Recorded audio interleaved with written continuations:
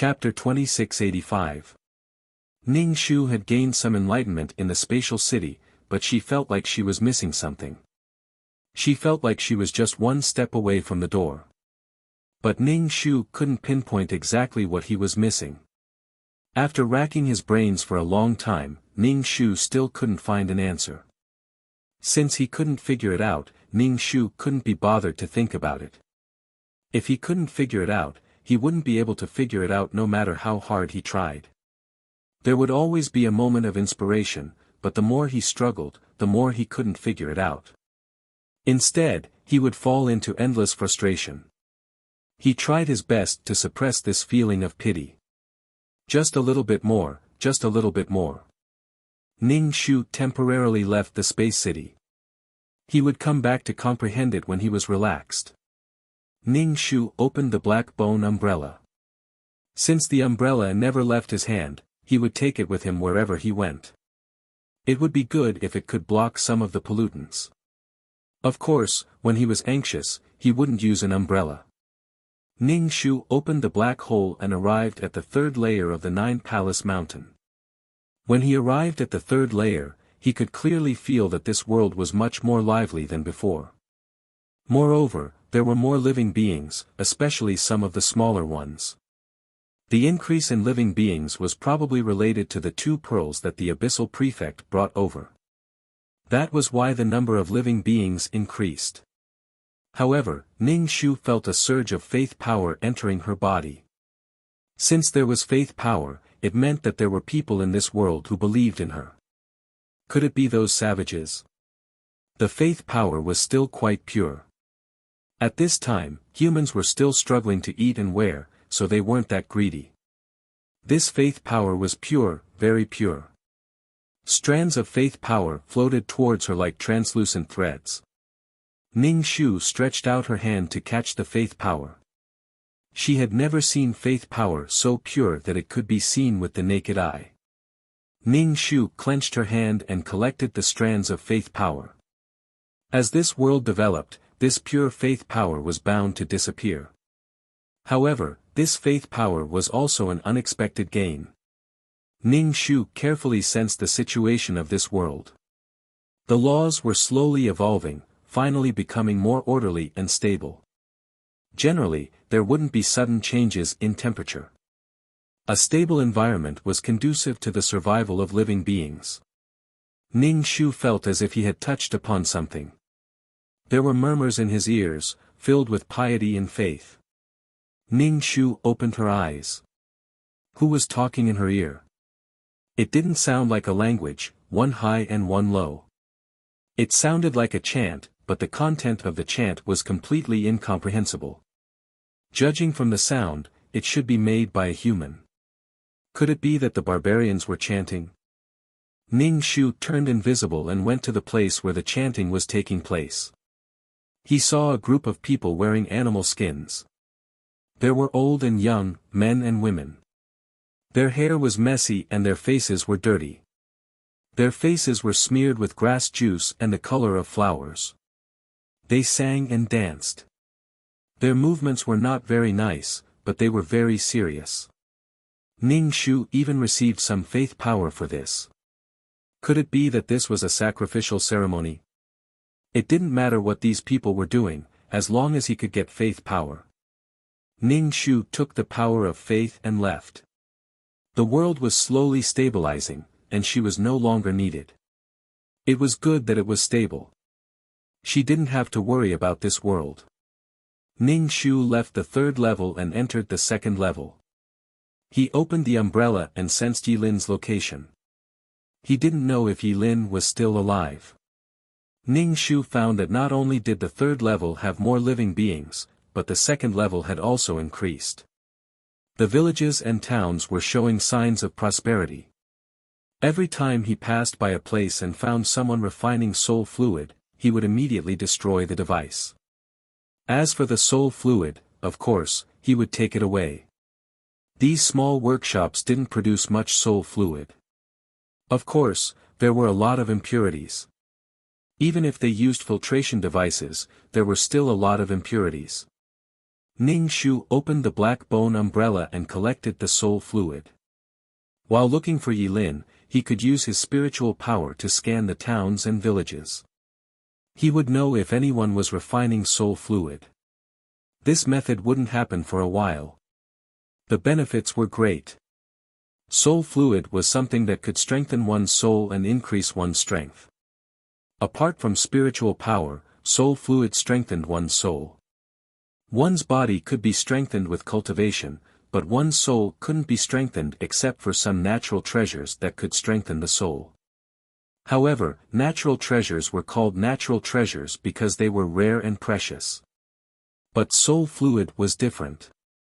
One only needed to collect the souls of people who had just died to produce soul fluid. The cost was low, and the profits were high. If there wasn't a strong external pressure, it would be like weeds that would grow again in the spring breeze. Along the way, Ning Shu collected a lot of soul fluid. He could have located the spatial node and directly jumped, but with the soul fluid, Ning Shu would rather walk slowly. As for Yi Lin's safety, he was a proud son of heaven. He wouldn't die. Even if he was suffering now, it was probably to build a strong foundation. When the heavens are about to give a great responsibility to a great man, they must first torment his will and work his muscles and bones. Ning Shu felt that even if he didn't appear, Yi Lin might have reached the peak of life and had other adventures. Following her master wasn't necessarily a good thing. Because he was the red-haired witch's disciple, Yi Lin wasn't welcomed anywhere. According to the sensing of the peerless martial arts, Ning Shu came to the edge of a cliff. He stood on the edge and looked down. Oh, it was so high. If he fell, he would be done for. However, he sensed that Yi Lin was around. There was probably a cave on the cliff. There was an old grandpa in the cave, or there was a martial arts secret book. Ning Shu grabbed the umbrella handle and jumped down the cliff. He slowly rotated and descended. Finally, he stepped on a tree on the cliff and saw the situation in the cave. He scanned with his spiritual power. The two children were indeed inside and were cultivating. The cave was full of spiritual power. There was actually a spirit vein. It seemed that someone had dug a cave here and let the two children take advantage of it. Since there was nothing wrong, Ning Shu didn't disturb them. Those divine envoys shouldn't be able to find them here for the time being. There was enough time for them to cultivate. Therefore, sometimes the way of heaven kept giving sweet dates to these children of the way of heaven. Of course, you had to do something. He hoped that Yi Lin would become stronger soon.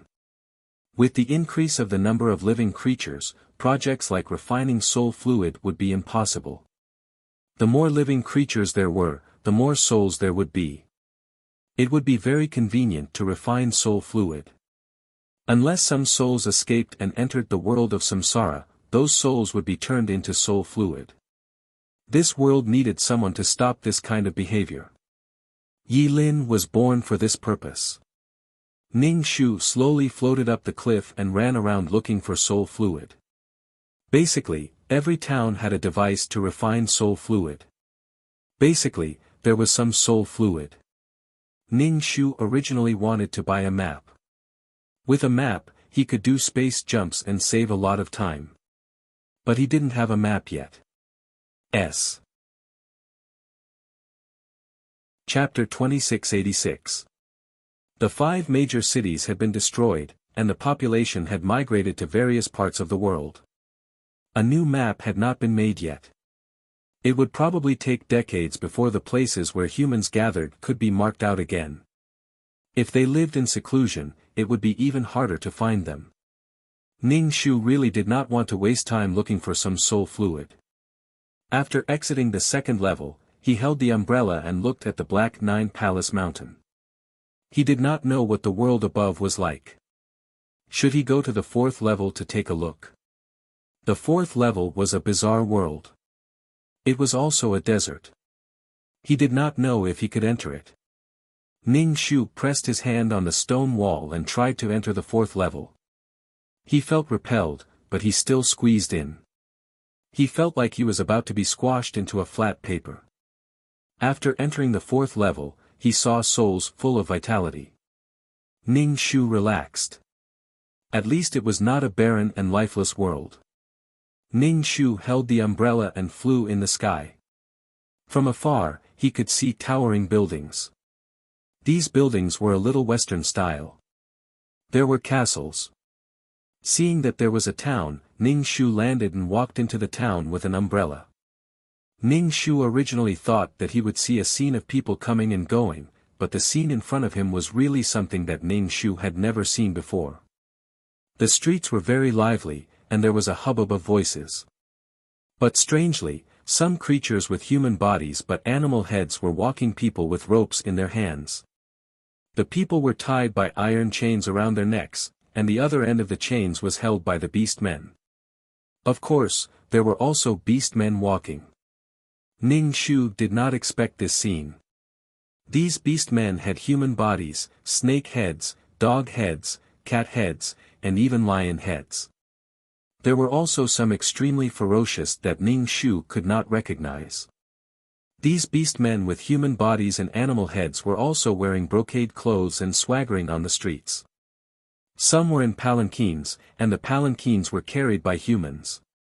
Of course, there were also human palanquins carried by beast men with human bodies and animal heads. Ning Shu was speechless. What kind of world was this? A world where humans and beast men enslaved each other. Ning Shu didn't care who was enslaved. Most of the time, this was a world where strength was everything. Ning Shu sensed the aura of the humans who had enslaved the beast men. They were very powerful. Those beast men who enslaved humans all looked ferocious and frightening, and they were not weak either. Of course, there were also cases of humans enslaving humans and beast men enslaving beast men. Ning Shu was more curious about the soul. In a world without reincarnation, where did the soul of this world go? Ning Shu didn't see any souls on the streets. Where did his soul go? Ning Shu couldn't help but stare at an orc with a dog's head as he passed by. His view of the world collapsed. A human with a dog's head? Are you sure this isn't some kind of genetic mutation? Without understanding the situation of this world, Ning Shu planned to first understand the basic situation so that he would have a rough idea of what was going on. How could he understand?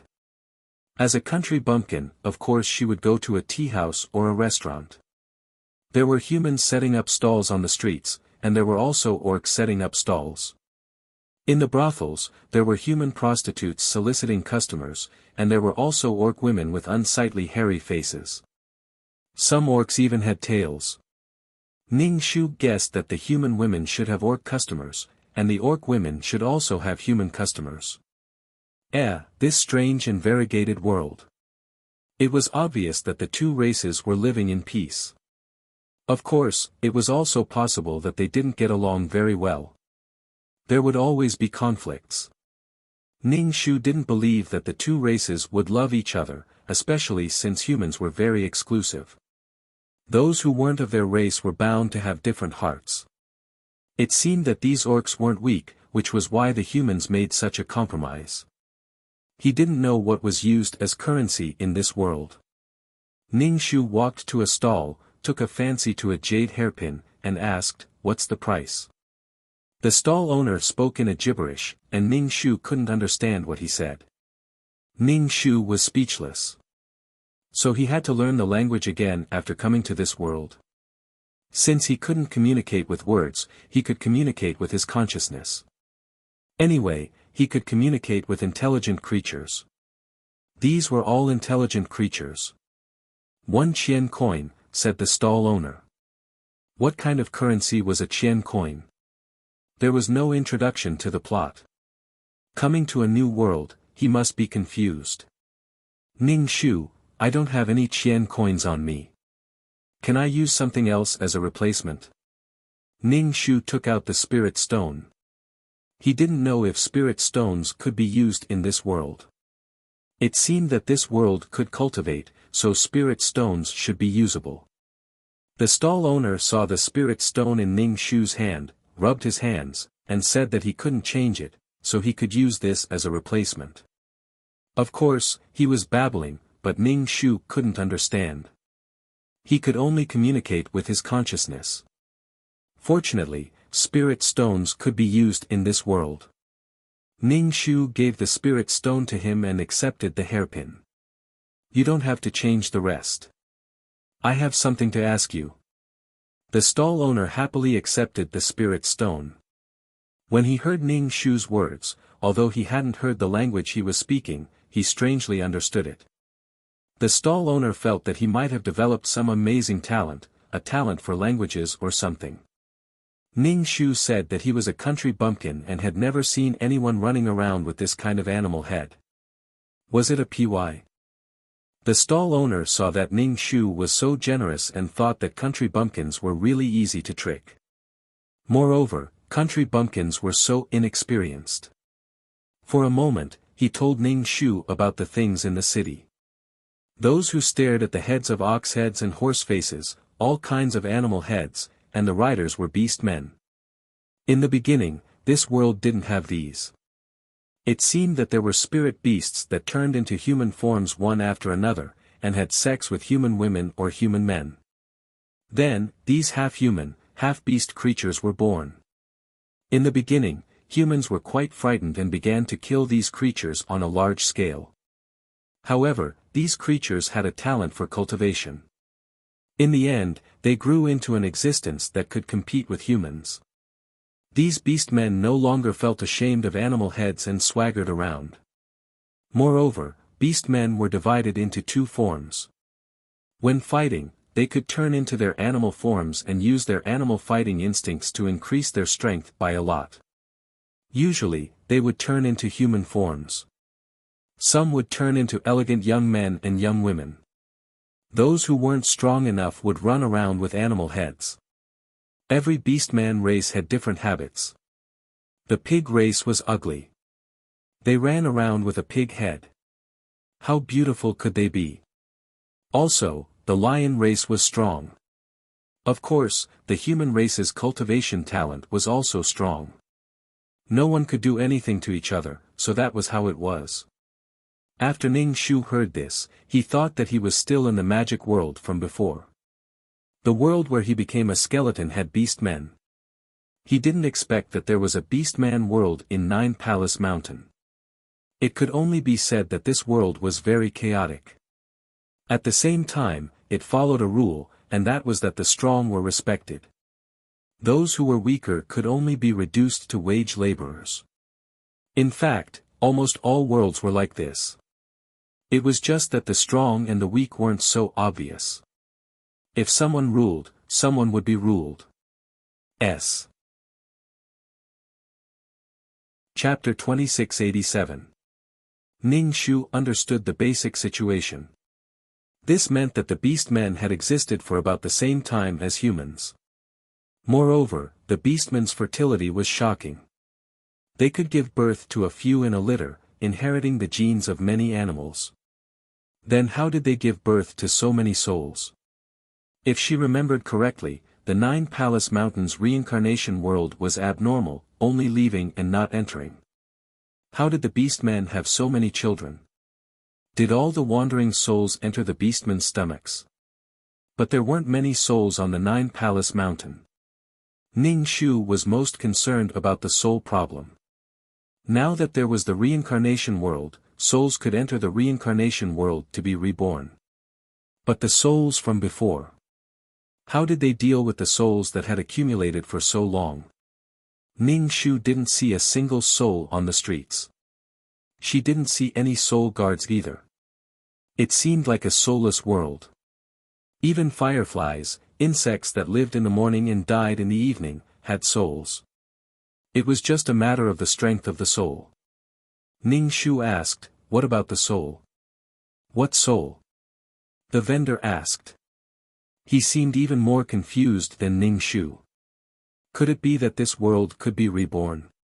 But without removing the poison in the soul and the memories in the soul, even if one was reborn, they wouldn't be a new person. Or were the souls of this world absorbed by the heavens and earth? Ning Shu scratched her head and asked the vendor. She was very confused. She felt that this world had many secrets waiting for her to explore. That one over there, a pig-headed man pointed at Ning Shu. The one holding the umbrella. Ning Shu turned around and saw a pig-headed man.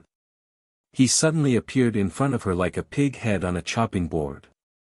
Ning Shu patted her chest and took a deep breath. It was her second senior brother. "Why did you call me?" Ning Shu asked. The pig-headed man said, "My master invites you." The pig-headed man pointed at the window on the second floor of the restaurant. Ning Shu looked up and saw a snake sticking out of her collar. This snake's head was flat, like a cobra. It flicked its tongue at her. Ning Shu shivered. This world was really challenging her worldview. She had never encountered such a world before. Ning Shu asked the pig-headed man, "Why is your master looking for me?" Could it be that he had taken a liking to her flower-like beauty? "You want to kidnap a civilian girl? Didn't he see that she was a soul?" The pig-headed man made a snorting sound, just like how a pig would make when it was eating. Pigmen were probably the most famous for their ugliness. "My master wants to treat you to something. Let's go up." The pig-headed man reached out his hand to pull her. Ning Shu quickly took 2 steps back. The stall owner wanted to say something but hesitated. However, he still packed up his stall and hurriedly ran away. It could be seen that the owner of this pig man was not someone to be trifled with. That's right, how could a poisonous snake be trifled with? Ning Shu still had to investigate the problem of the soul, so he didn't have the time to tangle with poisonous snakes and pigs. Holding the umbrella, he turned around and left, giving a warning glance at Viper upstairs. The venomous snake flicked its tongue, revealing 2 sharp fangs. Its cold eyes stared at Ning Shu. Ning Shu patted his chest, "I'm so scared." Ning Shu casually found a spatial node and disappeared.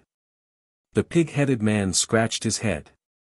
She was clearly in front of him, how did she suddenly disappear?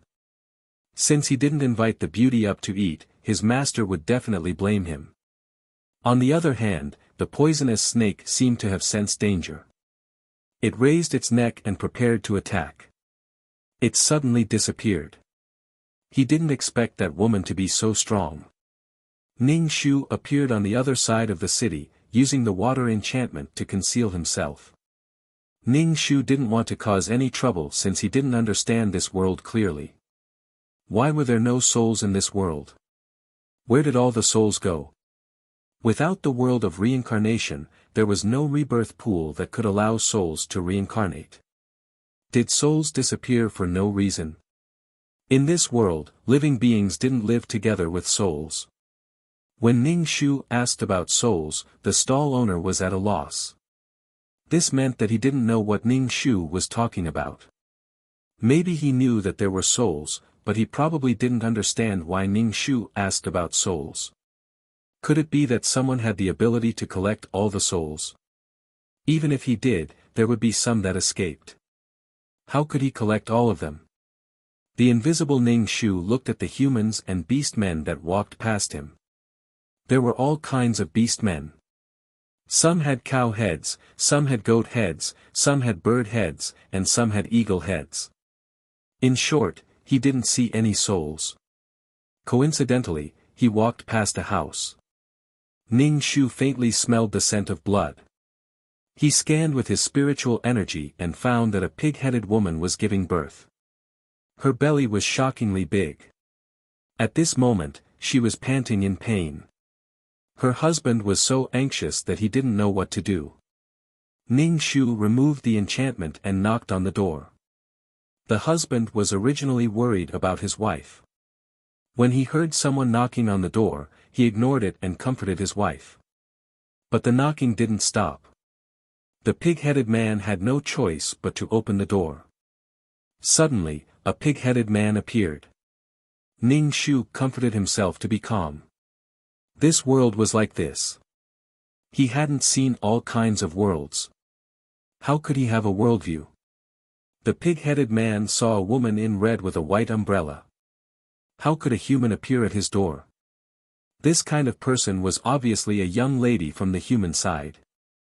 Ning Shu said, "I was passing by and felt the scent of blood in your house, so I asked about it." Why did he ask?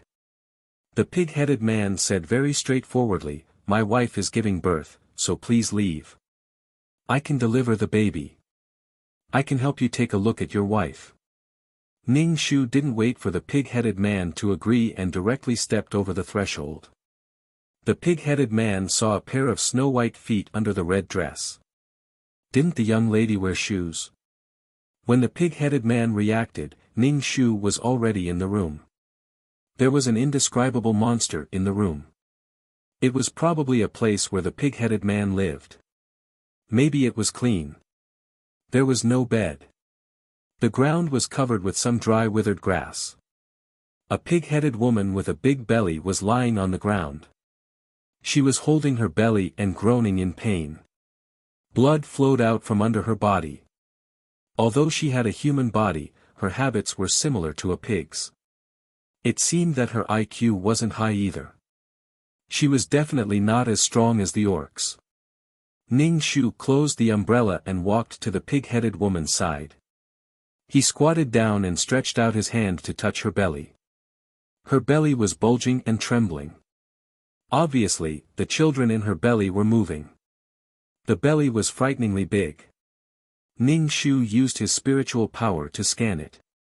There were actually 5 children in it. No wonder her belly was so big.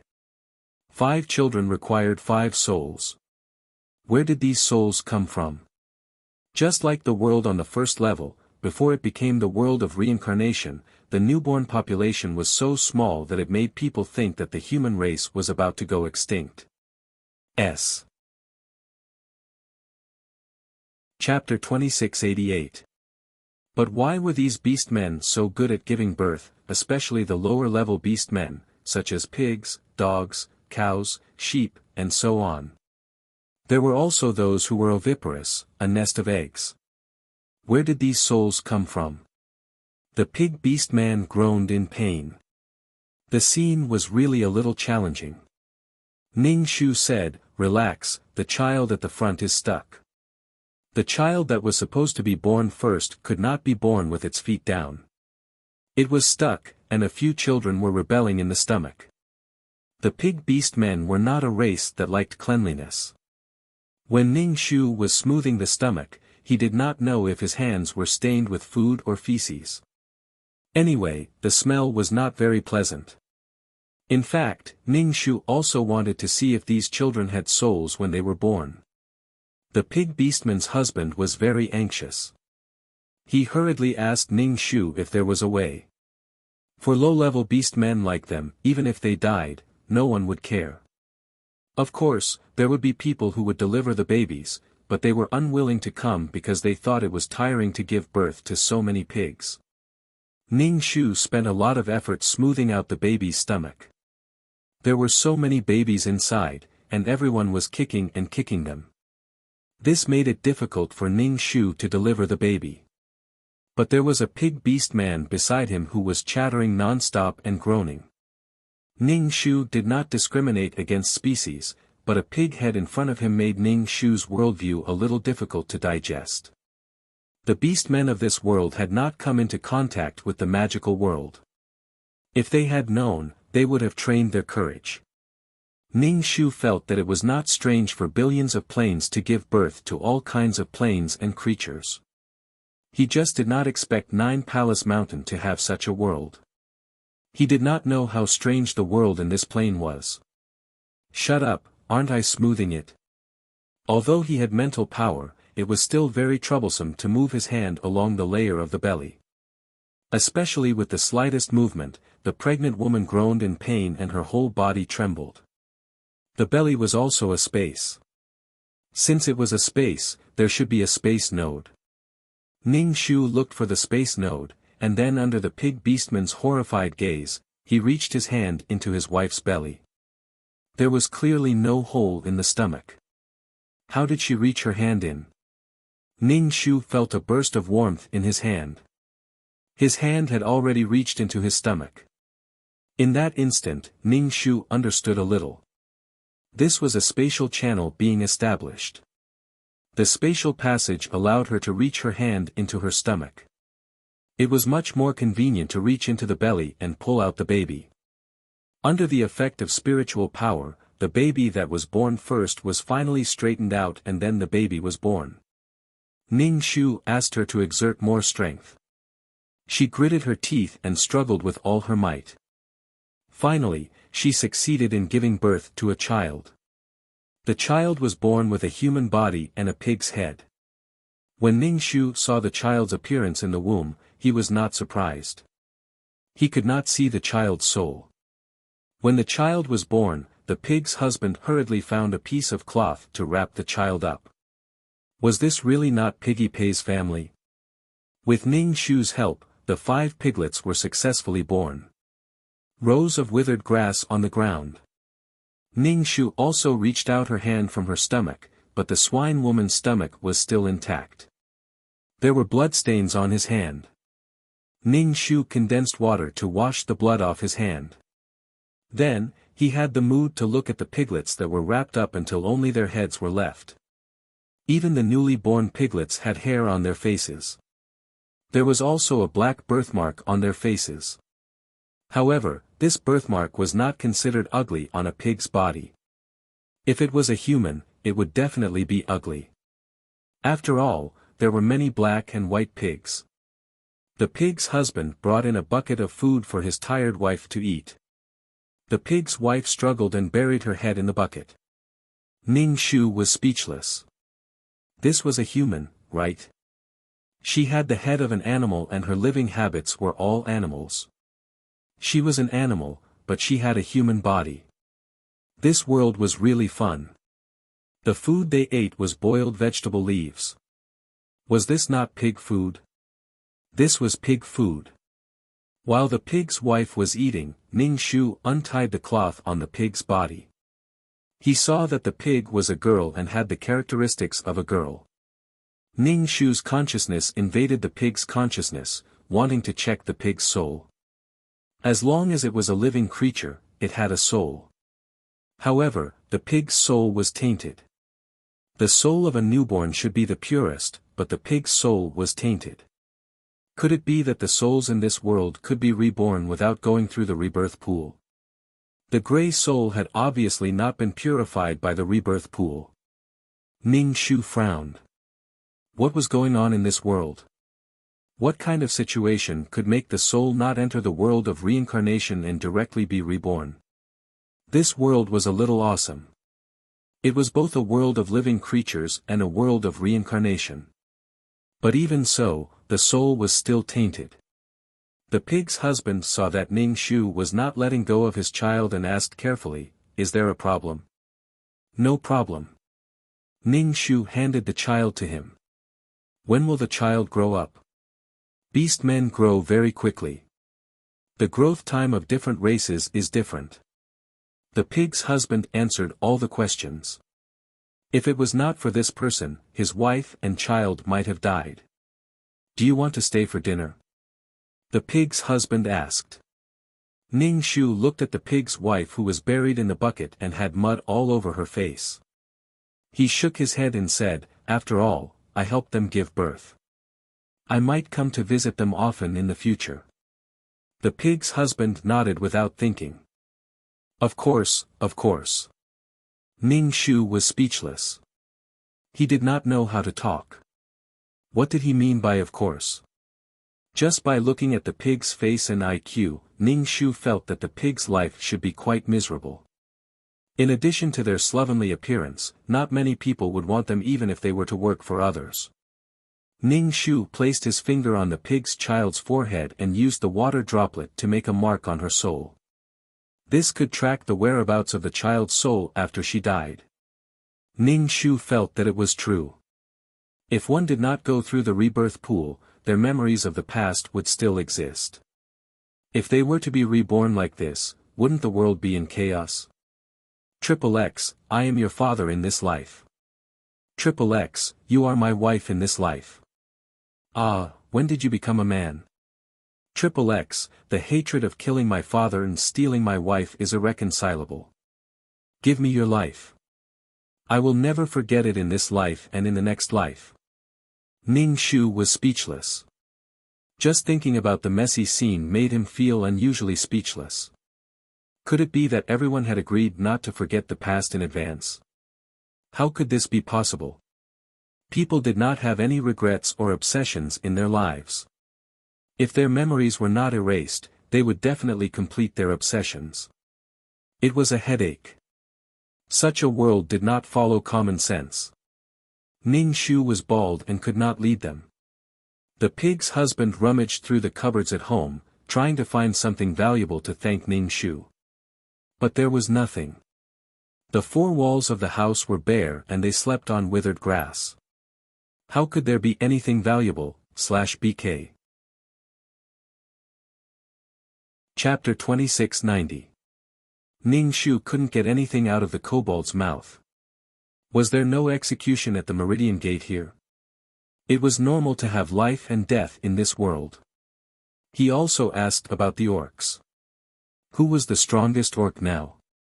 The king of the Orc Empire. The orcs and humans were equals. Humans had kings and countries, and the orcs wouldn't fall behind. The orcs would do whatever the humans did. Although they were imitating the humans, they were still disgusting to the humans. Don't do what I do. Although they were in conflict, no one could destroy the other. This confrontation was probably deliberately maintained by the heavenly Tao. The two races formed the most colorful brush stroke in this world. Ning Shu touched his chin and pondered. He couldn't figure it out. After Ning Shu left, the kobold hurriedly closed the shop and ran to report that the woman wanted to break out of prison. The very honest and loyal kobold quickly reported the matter. When Ning Shu was wandering on the street, she was surrounded by a group of wolf-headed guards. Ning Shu, did something happen that she didn't know about? Why did they want to capture her? There was a difference between a wolf and a dog. These guard wolves had a valiant aura, which made them look especially ferocious. Ning Shu asked, "What crime did I commit? Are you trying to break out of prison?" Ning Shu, was there something wrong with them? They wanted to capture her without confirming whether she wanted to break out of prison. Besides, if she really wanted to break out of prison, she should have done it first. She just asked where the execution ground was, and the kobold ran to report it to the authorities. This IQ, Ning Shu wanted to facepalm. Wasn't the kobold afraid that she would go back and cause trouble for him? She had to admit that she had gotten herself into trouble. She felt that the orcs' thinking was different from humans. This was purely a mistake, and an unexplainable one. Ning Shu held the umbrella and said calmly, "Are you sure you want to stop me?" "My father is." Ning Shu's expression was meaningful. "Aren't you afraid of being punished?" The wolf-headed man stared at Ning Shu. "You don't look like a good girl." Ning Shu was speechless. She wasn't a good girl. How could they tell that she wasn't a good girl? Were these wolf-headed people blind? The corners of Ning Shu's mouth twitched. How am I not a good girl? He's barefoot. With the color of his clothes, it's obvious that he's unrestrained. The wolf-headed man was very proud of his observation. Ning Shu was speechless. Hee, if I don't want to wear shoes, I won't wear them. I'll wear whatever color I like. Although the wolf-headed man was very proud, his eyes were full of cunning and calmness. Ning Shu held the umbrella and spun around. I like to dress like this. I only asked about the location of the execution. You guys are so stupid that you think I'm going to break you out of prison. Where's the evidence? Whether there is evidence or not, we will know once we capture him. Ning Shu was speechless. It was so simple and crude. It felt like the orcs were definitely favored by the heavens for being able to live until now and fight against humans as equals. They learned the laws of humans and learned how to manage the people, but they only learned a little. It was just that there wasn't any big trouble. Once there was trouble, the situation would almost be out of control. It was also because this world followed the principle of the strong being respected. The strong managed the weak, and the weak didn't dare to have any rebellious thoughts. However, humans were different. They were all humans. If you could do it, so could I. They competed with each other. Of course, there were also Buddhists who didn't fight or snatch. Their hearts were as calm as water. Ning Shu didn't know whether to laugh or cry. He didn't want to get into a conflict with humans. Next time, he would ask the humans if he had any questions. He always felt that the orcs seemed to be lacking in brains and retained more of their animal habits. Ning Shu held the umbrella. I won't argue with you this time. I'm leaving. The wolf-headed man, hee, you still want to run after being surrounded? Did you really think that they were vegetarians? If they caught a human committing a crime, especially a woman, the higher-ups would definitely praise him. Actually, the orcs, especially the strong ones, liked human women. Human women had delicate bodies, soft skin, and soft facial features. They looked better than orc women with all kinds of heads. To change a human head, one needed to be strong. This human woman looked good. But she suddenly disappeared, right under their noses. It was useless even if they surrounded her. Or did she use some kind of magic? Humans had always been cunning. Chase after her. Catch this human woman and you'll be heavily rewarded, the wolf-headed man said quickly. Not only did she want to break into the prison, but she was also a beautiful human woman. She was very valuable. No matter what race, they all had the instinct to reproduce. The orcs' reproduction instinct was especially strong. When they were reproducing, of course, they would look for beautiful and comfortable ones. When he heard the kobold report that a human woman wanted to break into the prison, the wolf-headed man had a plan in his heart. The orcs didn't have an easy life. They had to compete with humans for survival resources. The strong always had more resources. If they wanted to live a good life, besides climbing up, they had to please the strong. The things that leaked out from between their fingers were enough for them to live a good life. In order to survive, there was no other way. Ning Shu left with a space jump. In order to avoid trouble, she directly turned invisible and wandered around the city. Of course, if she couldn't avoid it, a battle would be inevitable. There was no reason for her to keep hiding. She had misspoken. She didn't expect the kobold to be so straightforward. She asked to break into the prison. If she said she wanted to kill someone, then she would really kill someone. Would she be a prisoner? After staying in the city for a while, Ning Shu looked around for people or orcs who were about to die. She wanted to know where the soul went, so she used her mental power to scan along the way. After walking through many places, he saw an old minotaur who had died with tears flowing down his cheeks. The surrounding taurens were helpless. They watched the old tauren walk towards death. The scars on his body and his rough hands were proof of the tauren's hard life. Ning Shu quickly used a water droplet to make a mark. When the time came, she would track the whereabouts of the soul. The tauren's big eyes were half closed, and his breath was getting weaker and weaker. Ning Shu was very nervous, waiting for the soul of the tauren to leave the body. The tauren's body trembled twice. Finally, his eyes closed, and there was no more breath of life. A soul left the tauren's body, but then the soul disappeared. Disappeared? Ning Shu was a little puzzled. The soul disappeared just like that. Where did it go? Ning Shu carefully sensed the mark left behind and found that the mark engraved on the tauren's soul was still around. She was a soul, but she couldn't see the soul. Ning Shu pinched her finger and opened her heavenly eye. Only then did she see the tauren's soul.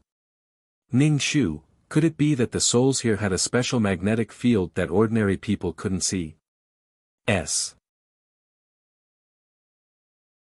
Chapter 2691. Was this the reason why she didn't see the soul? The tauren's soul was at a loss and drifted aimlessly. Although the Tauren himself didn't have a destination, he seemed to be pulled by some force and drifted in one direction.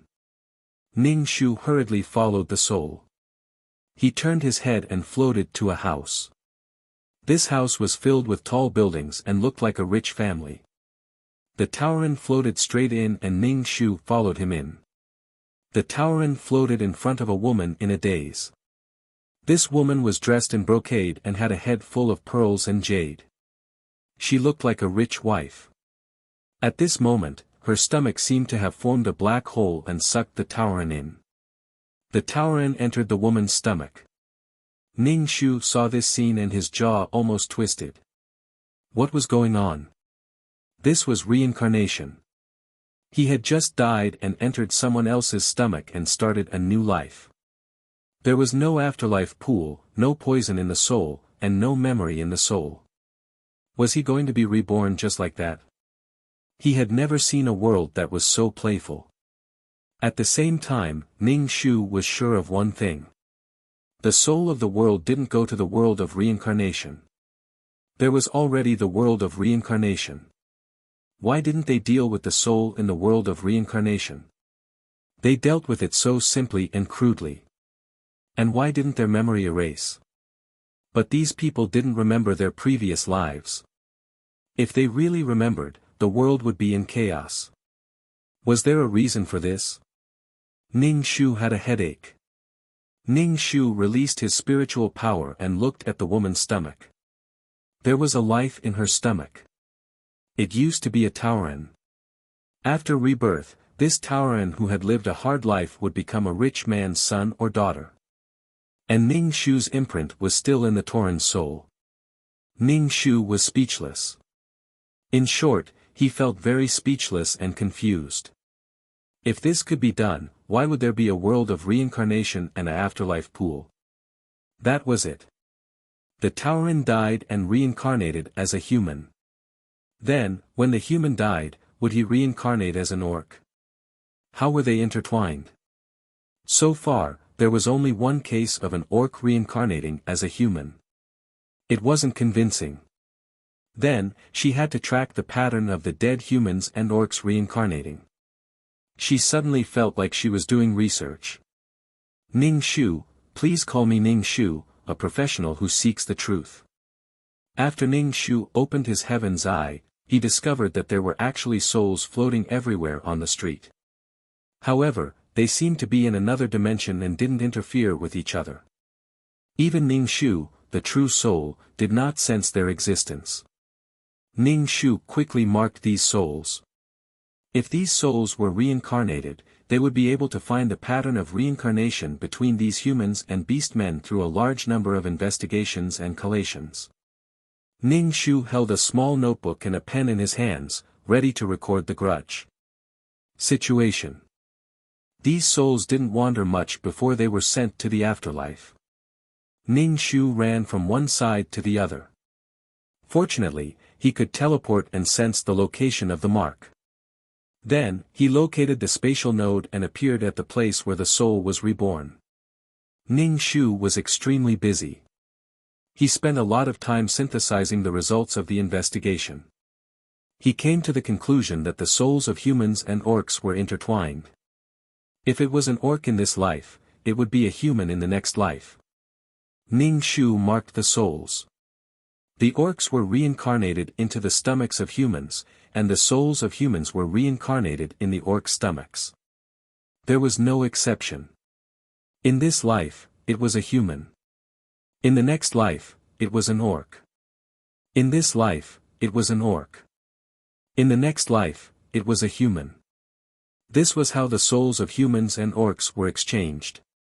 And the state of the soul was the state it was in when it died. If it was a human, it was a human soul. If it was an orc, it was an orc state. So, he came to this conclusion. Ning Shu still didn't understand why there were no memories. No memories. Ning Shu scratched his head. The pool of reincarnation didn't remove the memories. Since there were memories, why could it make people unable to remember their previous life? Ning Shu really wanted to interview them one by one. Do you remember your previous life? Ning Shu was really tired. Teleporting was exhausting. Fortunately, after training, the distance of the teleportation had increased. Ning Shu sat on the steps invisible. Behind him was a rich family. Just now, a dog-headed person had entered this family. At the same time, he also saw a person in brocade clothes reincarnate as the stupidest, dumbest, and ugliest orc. Well, Ning Shu realized that there was still some information to be unearthed. The more powerful and wealthy they were, the more likely they were to reincarnate as lowly orcs. However, some information wasn't complete. Powerful orcs also had intelligence comparable to humans. There were even wise ones who were smarter than humans. She was only counting the ordinary ones. Find the strongest orc, the ruler. Squat at the foot of the wall like a thief peeping at others. Then, she came to a marriage. The more powerful and intelligent the orc was, the more difficult it was for them to have children. Why? Because there were no souls floating to these female orcs. How could living creatures be born without souls? On the other hand, those who weren't very intelligent gave birth in groups. The lifespan of orcs was short. The longest was 20 to 30 years, and the shortest was 10 years. They were originally humans, but they became orcs for a period of time. When they died, they were born as humans again. Ning Shu slapped his thigh. An idea appeared in his mind. The more he thought about it, the more it seemed like this was the case. That was, whether orcs or humans, they were all humans in essence. What was the existence of orcs? They were a transfer station for souls. Orcs had low intelligence. Because of the characteristics of their race, they only thought that survival and reproduction were an existence dominated by their instincts. They were also a little more intelligent than those pure beasts. When their intelligence was limited, so what if they remembered the past? Even if they remembered, it was just a dream. The stupid orcs still lived like beasts. When they turned into humans, it was meaningless. In a short 10 years, or even a few years, what past could they have? What past did ants have? Ning Shu suspected that orcs were born to dilute the past in their souls. Some souls were very, very strong. They couldn't become pure beasts. Thus, orcs that were like humans and beasts were born. They could carry the souls of humans, but at the same time, they had the stupidity of beasts. However, the souls were still worn down. The slightly weaker souls really reincarnated as beasts or even smaller souls, until the soul disappeared. This was a sealed world. The souls of a world digested themselves. At the same time, no new souls came in. Then, the heavenly axiom of each level of the 9-palace mountain was different. It was different and had different rules.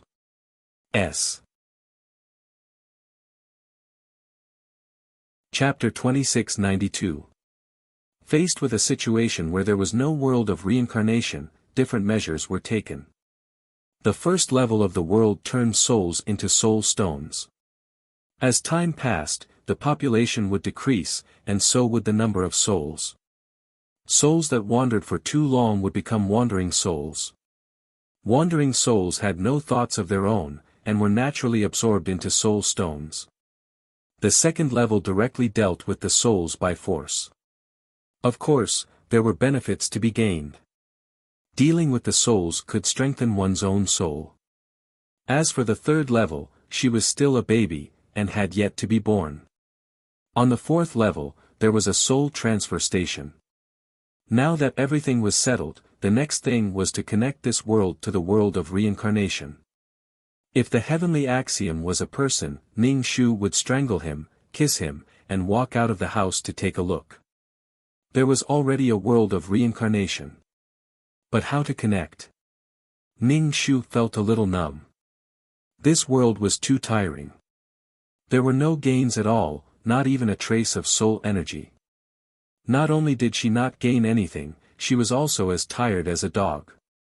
It was not worth it. She had gained some benefits from the previous worlds, but in this world, she could not even poke a needle into it. Such an awesome operating mode, she had to maintain it. Perhaps after connecting to the first level of the world of reincarnation, these beastmen would disappear. These beastmen were born for the sake of the heavenly axioms disappointing human children. With the intelligence of the beastmen, it was definitely the heavenly axioms' favoritism for them to be able to compete with humans until now. In the end, it still favored humans. Humans were the most intelligent and emotional. A little emotion could be carved into their bones. If she did not erase this feeling a little, the world would be a mess. Ning Shu opened the black hole and planned to leave the fourth level of the world. Even if she could solve it now, she did not have the ability to do so. Jumping through space was so tiring that she wanted to vomit. She went back to rest. Back in the system space, Ning Shu closed the black bone umbrella. The surface of the umbrella was a little gray. Were these all dirty things? Would the white umbrella turn into a black umbrella in the future? Dirty things were everywhere. She had to check the expiration date of the umbrella. After that, it would be useless. Ning Shu opened the chat system, intending to ask His Excellency how to connect the worlds to the world of reincarnation. The first level of the Nine Palace Mountain could not hold on any longer, so it sacrificed itself to become the world of reincarnation to help the other worlds. Ning Shu went against his conscience to praise Abyssal Prefect Qin Ye's flowers. Abyssal Prefect, you've decided to plant flowers for me? Ning Shu said. I'm still an ordinary person who is constantly on the move. I can't calm down and cultivate my sentiments. I can't be a gardener now. She was no longer a Buddhist girl who didn't fight for anything and had a heart as calm as still water. Ning Shu said, I want to know how the world of living beings connects to the world of samsara. Ning Shu sadly found that there were no benefits. She still had to find a way to connect the world on the fourth level to the world of samsara. It would have been fine if he didn't know, but now that he knew, he couldn't just ignore it. Who asked Nine Palace Mountain to be in the world of reincarnation? It's me, no, it's the Soul Pearl. Back then, it was the Soul Pearl that absorbed the Nine Palace Mountain. If one of the worlds in the Nine Palace Mountain had a problem, it was hard to guarantee that it would not affect the other worlds, or even the world of reincarnation. Ning Shu's face was smiling, but his heart was pounding. Abyssal Prefect, you should ask other people about this. If you ask, many people will answer for you. If you ask me a question, you'll owe me one more favor. Those people built the world of living beings. If the living beings want to be reborn, they have to be connected to the world of samsara. Ning Shu, damn, thank you for thinking about me. You're just too lazy to tell me. Why don't you want me to owe you a favor? Lazy person. People have to work hard, they have to be injected with chicken blood. You can't live such a depraved life. Ning Shu didn't disturb Abyssal Prefect. His flowers were more important. Her life was worse than that of a flower. Ning Shu opened the Big Boss group. I'll send a red packet to warm up the atmosphere. Every time I send a red packet, it's 5,000 points of faith. And they complain that it's too little. Ning Shu didn't plan to snatch it after sending it out.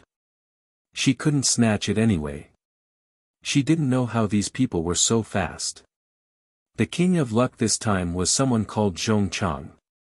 She didn't know him. There were hundreds of big bosses in the group, but she didn't know many of them.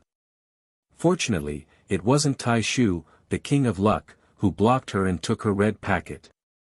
He was the king of luck, the person who received the most red packets. Ning Shu was probably going to vomit blood. After sending the red packet, Ning Shu began to ask how to connect the world of living beings and the world of souls. Ning Shu thought in her heart that it was probably to build a space channel. It was originally a closed world, so a space channel needed to be built. And it wasn't just building one. After all, souls went in and out, and it was easy to get stuck in traffic. You couldn't ask souls to go to the right, right? Seeing Ning Shu's question, many people helped to answer it. It was similar to what Ning Shu thought. Together with the world, an invisible but real space channel had to be built so that souls could enter the world of rebirth. At least 2 of them had to be built. As for how to regulate which side to go in and which to go out, this was the matter of the world's heavenly Tao. It sounded very easy, but Ning Shu's current space ability, it wasn't enough to create a space channel for 1 world, let alone 2. Therefore, she would have to wait for the 4th level. Sometimes, Ning Shu felt that the heavenly Tao of the 4th level was a little evil. The more prosperous a person was, the more they would become miserable, lowly, and low IQ orcs, working hard and being enslaved. The difference was like the difference between heaven and earth. There was probably a set of trial rules inside. Speaking of which, the way the 4th level was handled was relatively perfect. At least, it guaranteed sustainable development. Tai Shu, your lousy small world can connect to the world of living beings. Didn't His Excellency warn you?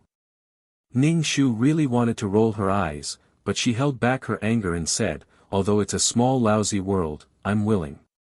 It was connected to the world of the 9 Palace Mountain, not the world of living beings of the mission enforcers. She still knew this. Besides, her little understanding of space now couldn't connect to the world of living beings. Tai Shu, when the world breaks, you won't even be able to pick up the fragments. You still have to trouble the organization. You don't know what your world is like. You're biting off more than you can chew.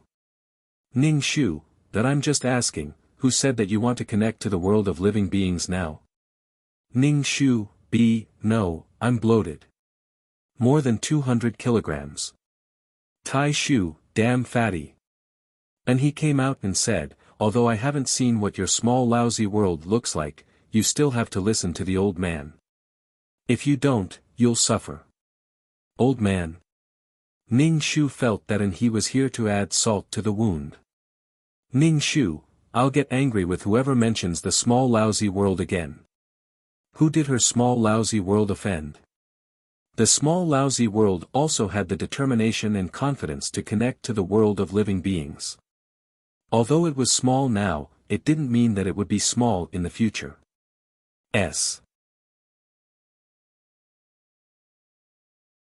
Chapter 2693. It was actually very simple to connect the world of reincarnation and the world of living beings. Making a space channel was equivalent to building a road. But it was also very difficult. One had to have a deep understanding of the law of space and use it freely to make a space channel. She had just comprehended the law of space and was a rookie. It was very difficult for her to connect to the world of reincarnation.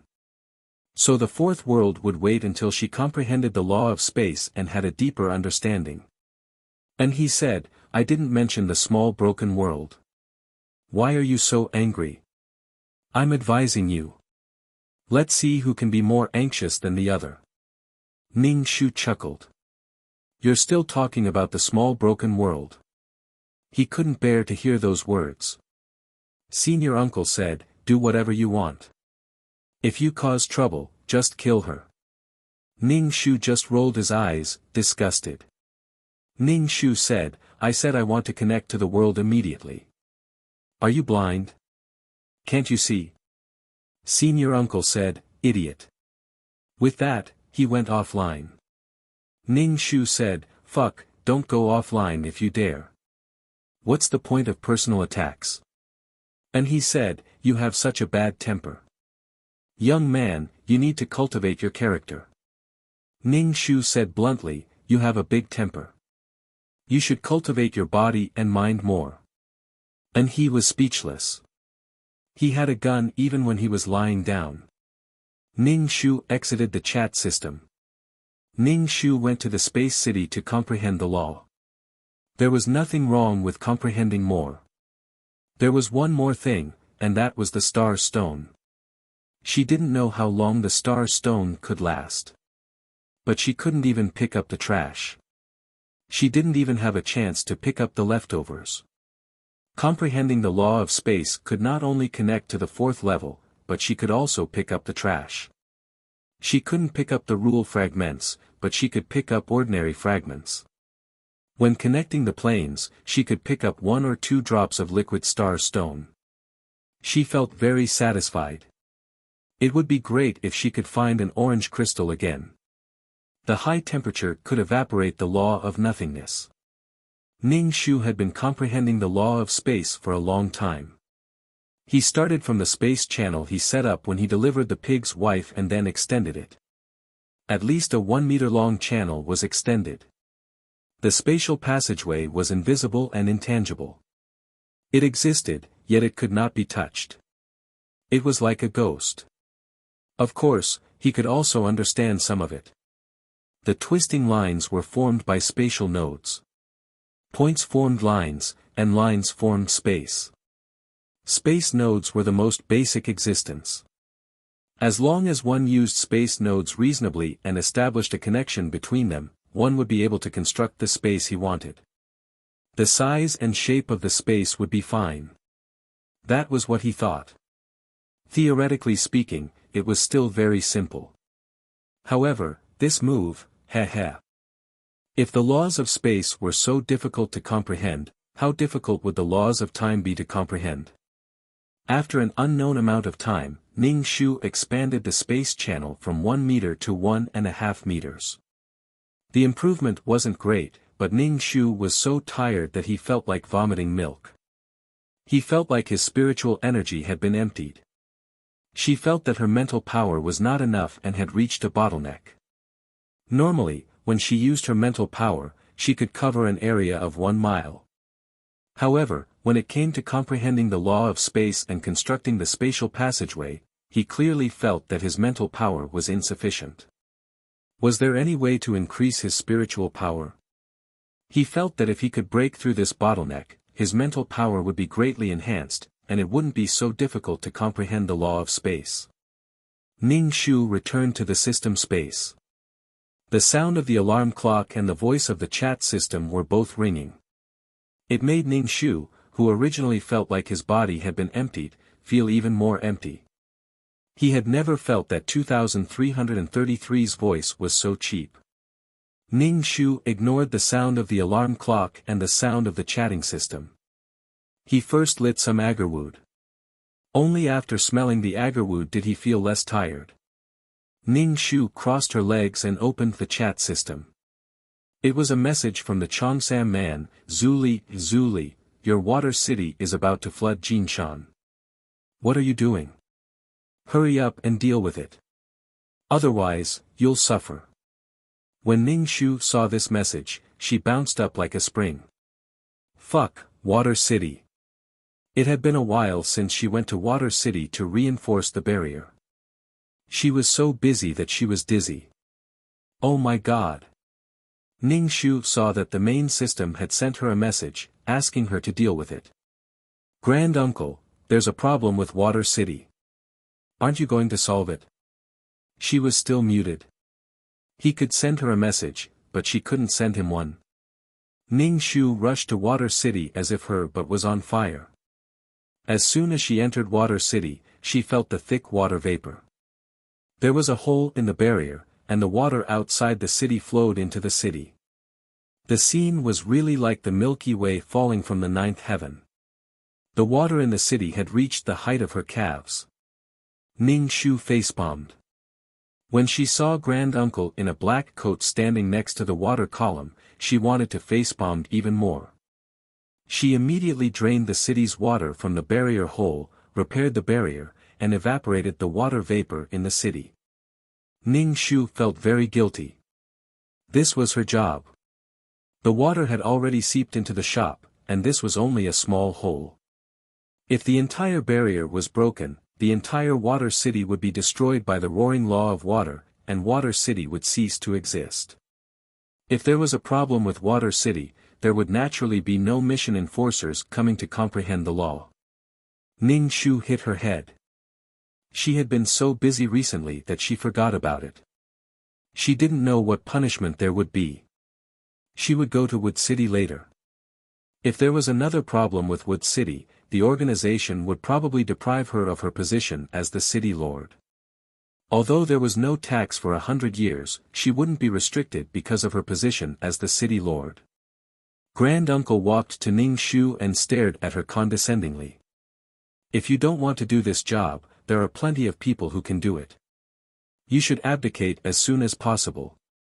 There's no tax for 100 years, so the management is lax. Grand-uncle asked. It actually made sense. If there was a fixed time to collect taxes, she would definitely come to the city to collect taxes. If there was any abnormality with the barrier, she would definitely notice it. However, she could only think about it in her heart and not say it out loud. Moreover, she was indeed wrong in this matter. Ning Shu couldn't defend herself, so she didn't speak.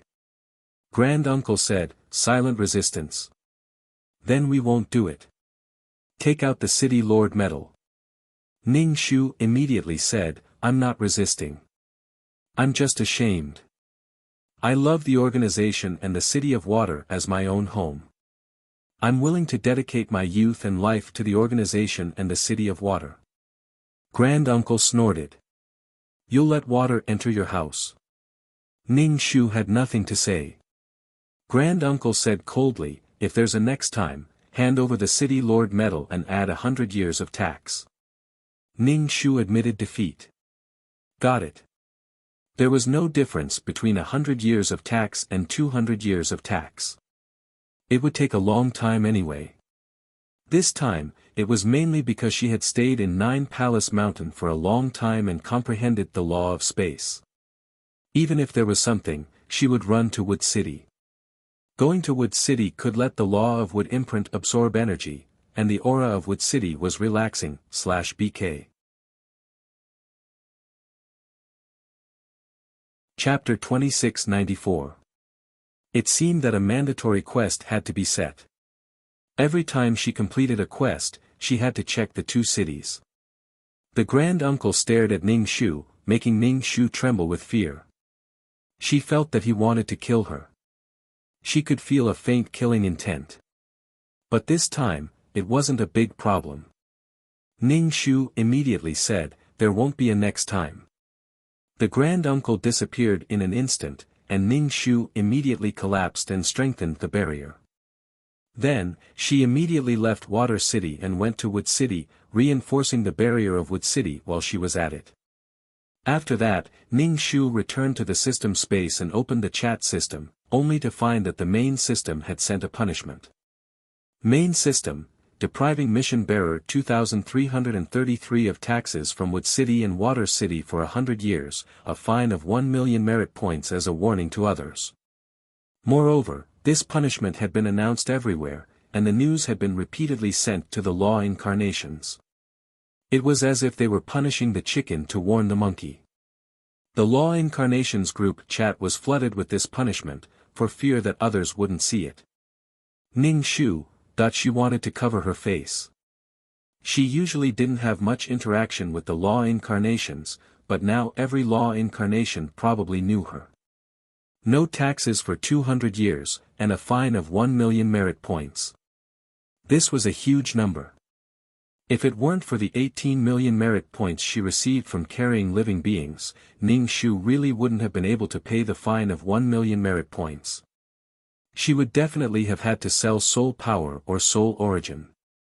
Ning Shu treasured these things very much now because they were non-renewable resources.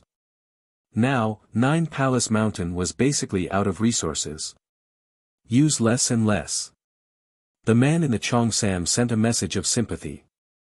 Take it easy. At least you weren't stripped of your city lord medal. I thought you would be obliterated. Aren't you still alive?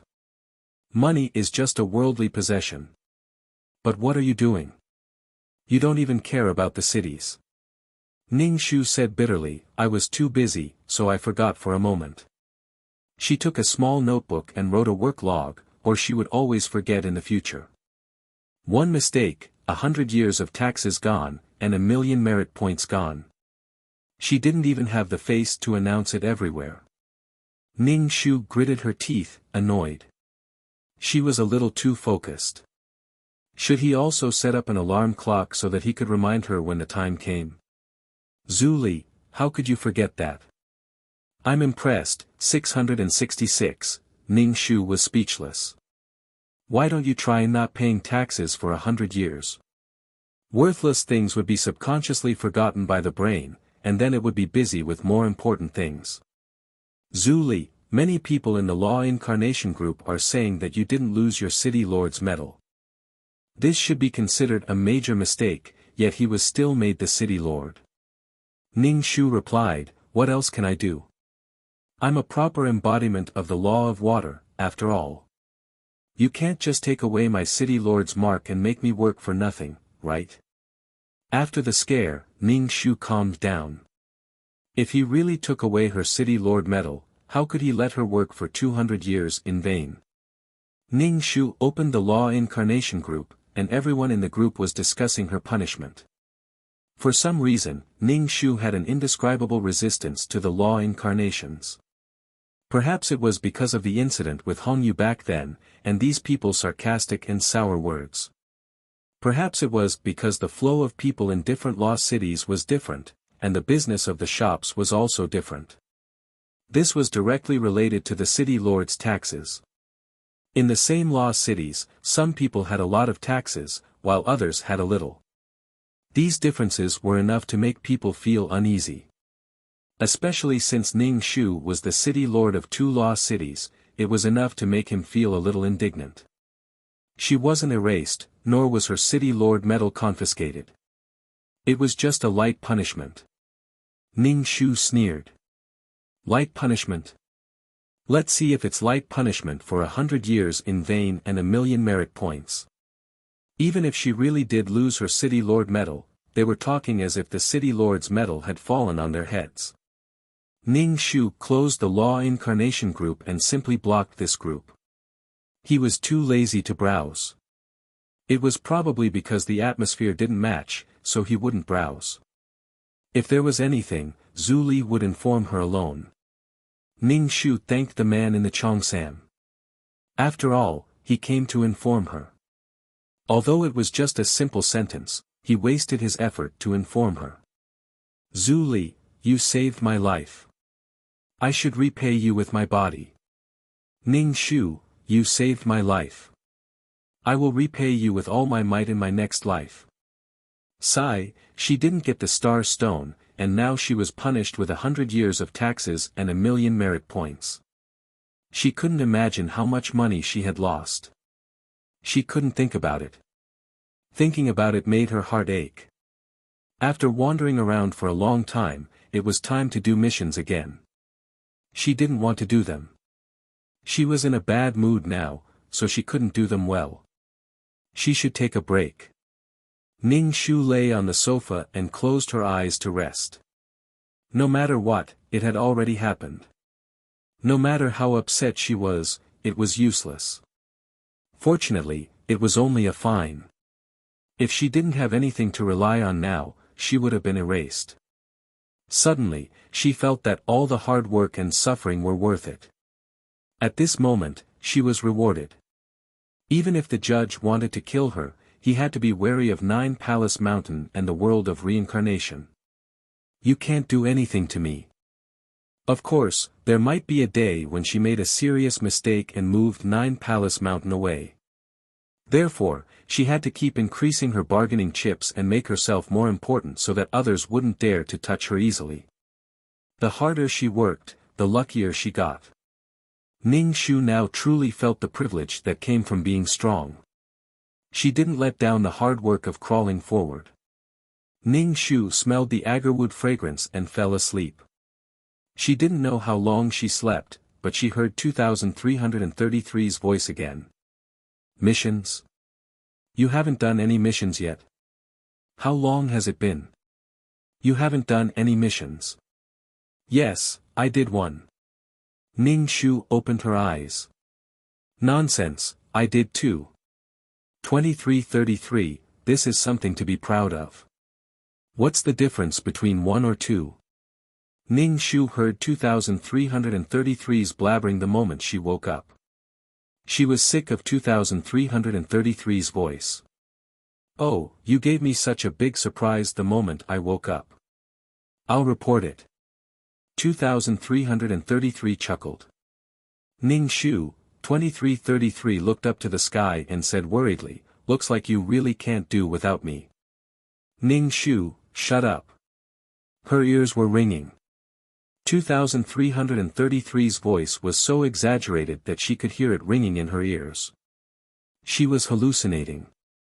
2333 was even more worried. See, without him, her life was a mess. Ning Shu ignored 2333's worries and asked, "How's your harvest this time?" She didn't believe that she didn't get anything after sleeping for so long. She didn't know how much soul power 2333's meteoric cloud system had provided. Ning Shu asked curiously, "Don't you need to send the system's soul to the main system to be purified?" 2333 indicated that this was a language trap. If she didn't pay attention, she would fall into the trap. It was hard to answer at all, /BK. Chapter 2695. No matter if she answered or not, the other party would only know that there were souls in the wild system. "Can you absorb impure souls?" Ning Shu raised her eyebrows and asked. Yes, yes, no, no, no. Why was it so hard to answer? "It needs to be purified," 2333 said. Ning Shu nodded and opened the exchange store. She began to exchange for fasting pills and prepared to do missions. After all, she had just made a mistake. If she didn't have enough missions, she would be punished again. What if she was reported again? Would she still want her face? Forget it, she didn't want it. It was tiring to live with her face. She exchanged for some fasting pills and said, "Mission, 2333, forget it." After asking, "I thought that he would ask for soul energy from me." 2333 sent Ning Shu away. Ning Shu felt that she had merged into a body. Soon, she merged, but her head was dizzy and her face was burning with pain. His heart was like a boiling kettle, but the lid was forcibly pressed down, and his body was about to explode. Ning Shu opened her eyes and saw a man who was panting and staring at her with his eyes wide open. This man was wearing a cheongsam from the Republic of China and a pair of glasses. At first glance, one could tell that he was a knowledgeable intellectual. He had a mustache on his lips, which made him look elegant and mature.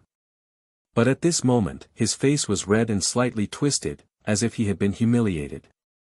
Ning Shu immediately formed a word in her mind: domestic violence. Her face was burning. If it wasn't this man who hit her, could it be that the client hurt herself? "Feng Jia, if you insult Yu Binglan again, I will teach you a lesson." Chi Hongchang pointed at Ning Shu, swung her cheongsam, and turned to leave. Ning Shu touched her face gently and got up from the ground.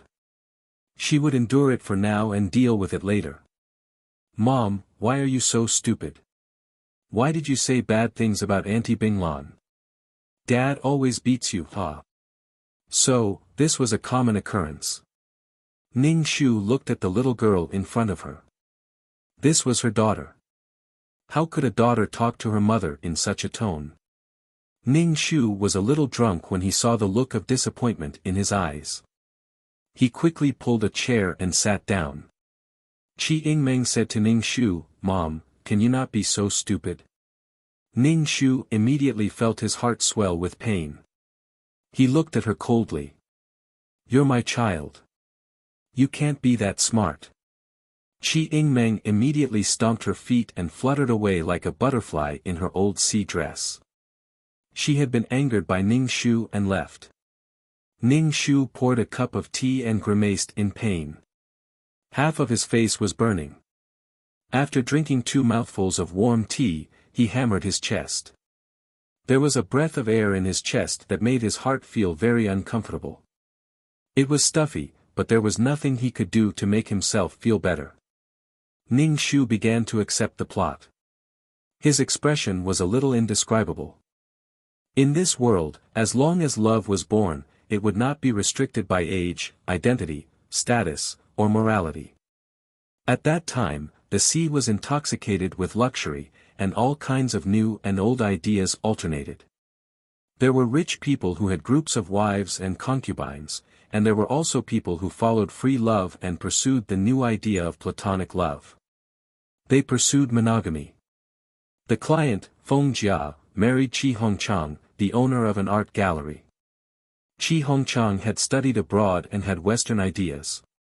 Sometimes, he could not even talk to his wife, Feng Jia.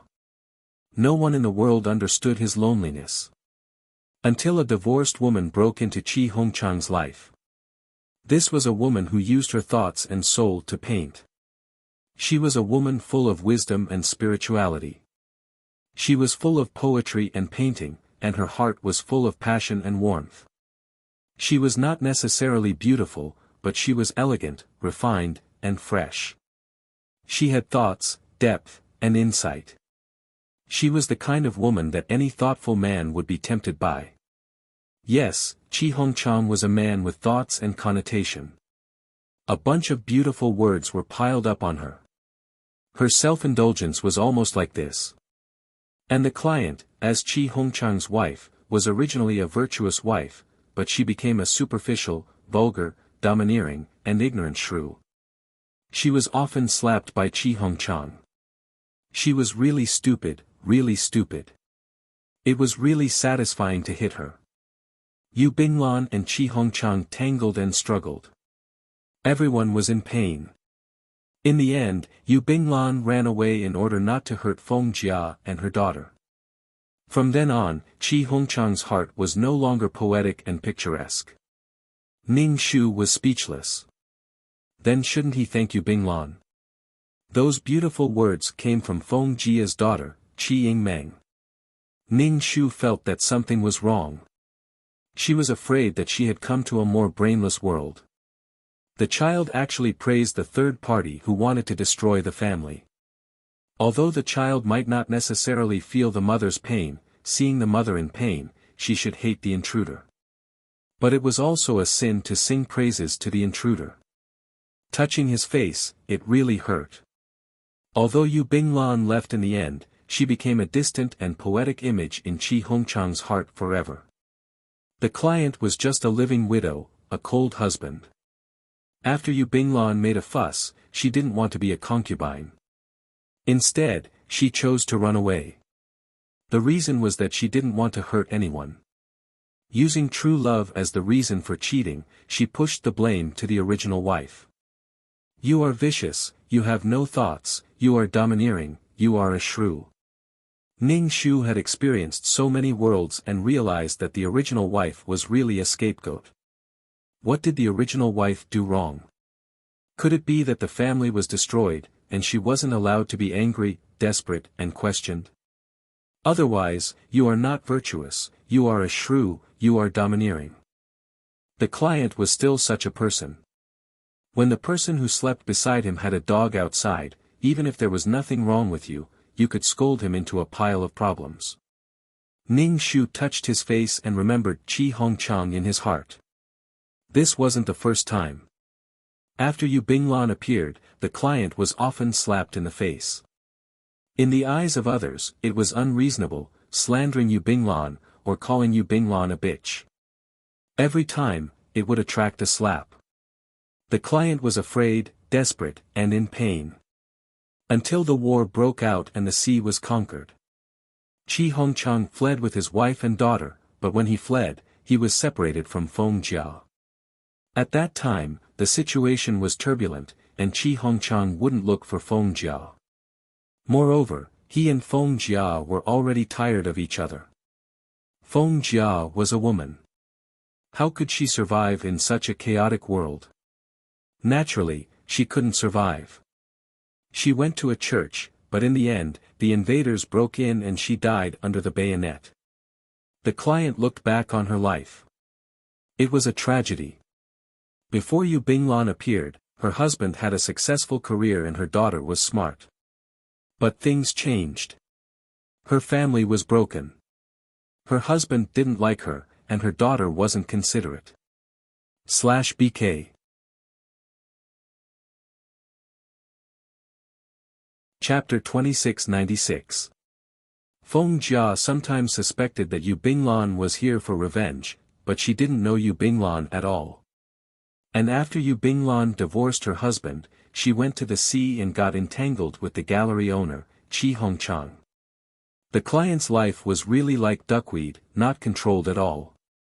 Because of the era, the people in this era were living precarious lives, and the country's territory was facing the situation of being divided and invaded at any time. Also, the family was broken. They were separated, and they were alone. Everyone was afraid of death, even if Qi Hongchang didn't look for his wife, it was understandable.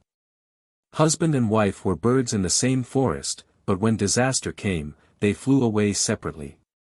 Moreover, they didn't have any feelings for each other.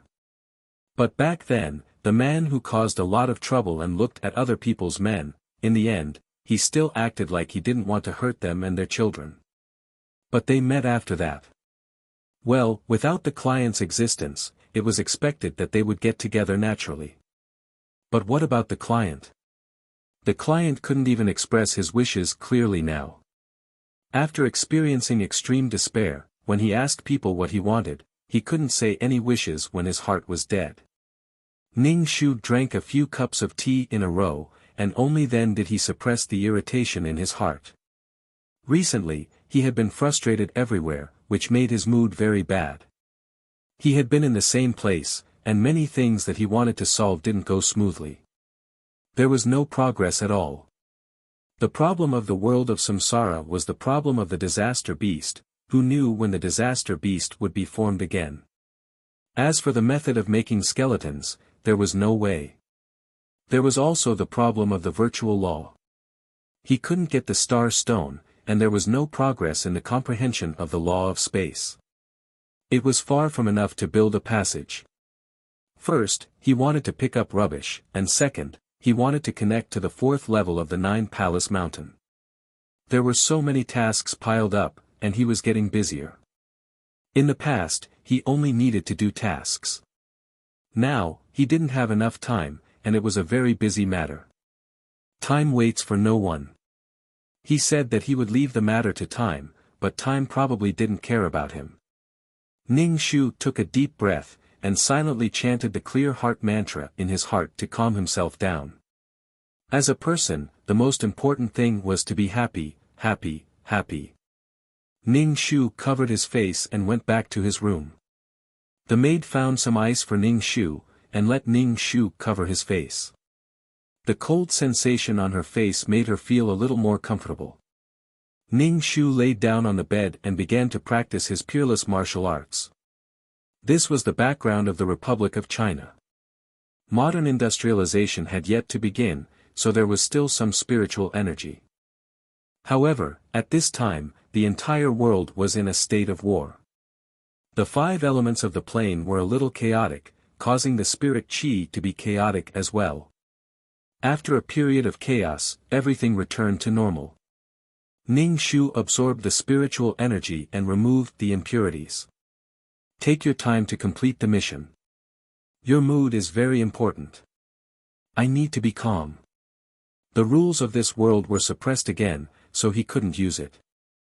At least he still had a peerless martial art to practice. He was satisfied. Besides, there were firearms, bombs, and guns in this world.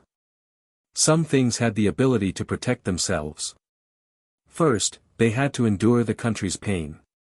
After taking a nap while cultivating, Ning Shu's mood became slightly better. She asked the maid to prepare the meal and waited for the father and daughter to come back. Without guessing, they probably went to find Yu Binglan again. Qi Hongchang must have gone to look for Yu Binglan, but she didn't know if Qi Yingmeng had gone to school or if she had gone with her father to look for Yu Binglan. Anyway, Qi Hongchang was with Yu Binglan without any doubt. In modern terms, Yu Binglan was Qi Hongchang's Venus, a goddess. He heated up the food twice. When it was dark, the little girl, Qi Yingmeng, came back. Qi Yingmeng was about 17 years old now and was studying in a new school. Ning Shu called her over for dinner. Qi Yingmeng walked to the table, looked at the home-cooked food, sat down and said, "Mom, I ate with my classmates at a Western restaurant. Western food is small. You probably aren't full. Eat some more." Ning Shu put some food in her bowl. Qi Yingmeng didn't say anything. She picked up the chopsticks and started eating. Seeing the palm print on Ning Shu's face, she asked, "Mom, is your face okay?" "It's okay. It's not very serious. It's so painful that my head feels like it's going to explode. But I can bear it. What do you think?" Ning Shu said lightly. "Qi Yingmeng, was it serious or not?" Qi Yingmeng put down the chopsticks and sighed. "Mom, why do you have to be like that in front of Dad? You know that Dad likes you Binglan, but you still call her a bitch." Ning Shu's face was gentle. "Because Mom is angry. No matter how angry you are, you can't be so hysterical. You'll lose your image and make Dad hate you. No wonder Dad likes you Binglan." Was it heartbreaking? Especially when it came from her daughter's mouth, it was even more heartbreaking. How could she talk about her mother with such a calm and bystander attitude? Okay, maybe the client really did perform too badly. Even if her husband was stolen, she shouldn't be angry and angry. She shouldn't be angry when her husband and daughter sided with an outsider. Ning Shu was still smiling.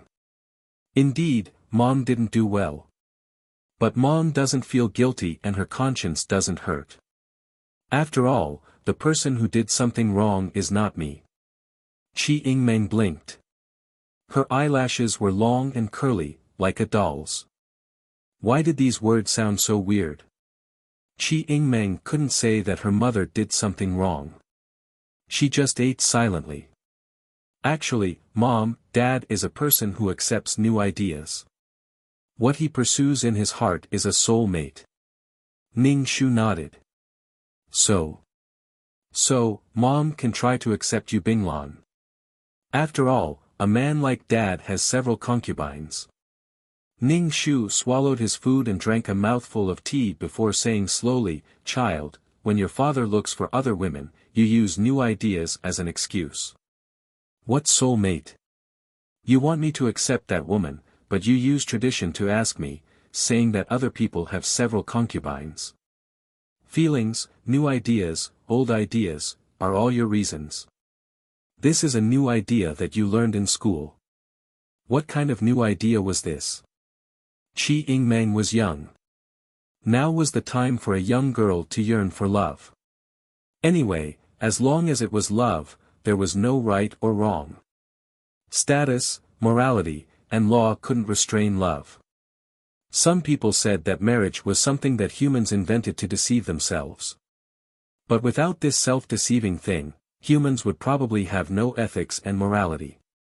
They would be wild like animals and do it blindly without regard for seniority. They wouldn't be favored by the heavenly Tao. They could choose not to enter the besieged city. What a simple thing. Qi Yingmeng's face turned green and red. She was obviously a little angry from embarrassment. She was angry, but she couldn't say anything to refute/BK.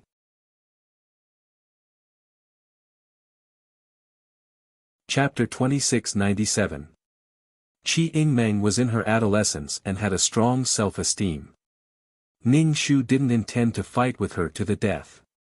He changed the topic and asked her about her situation in school and if she had any friends.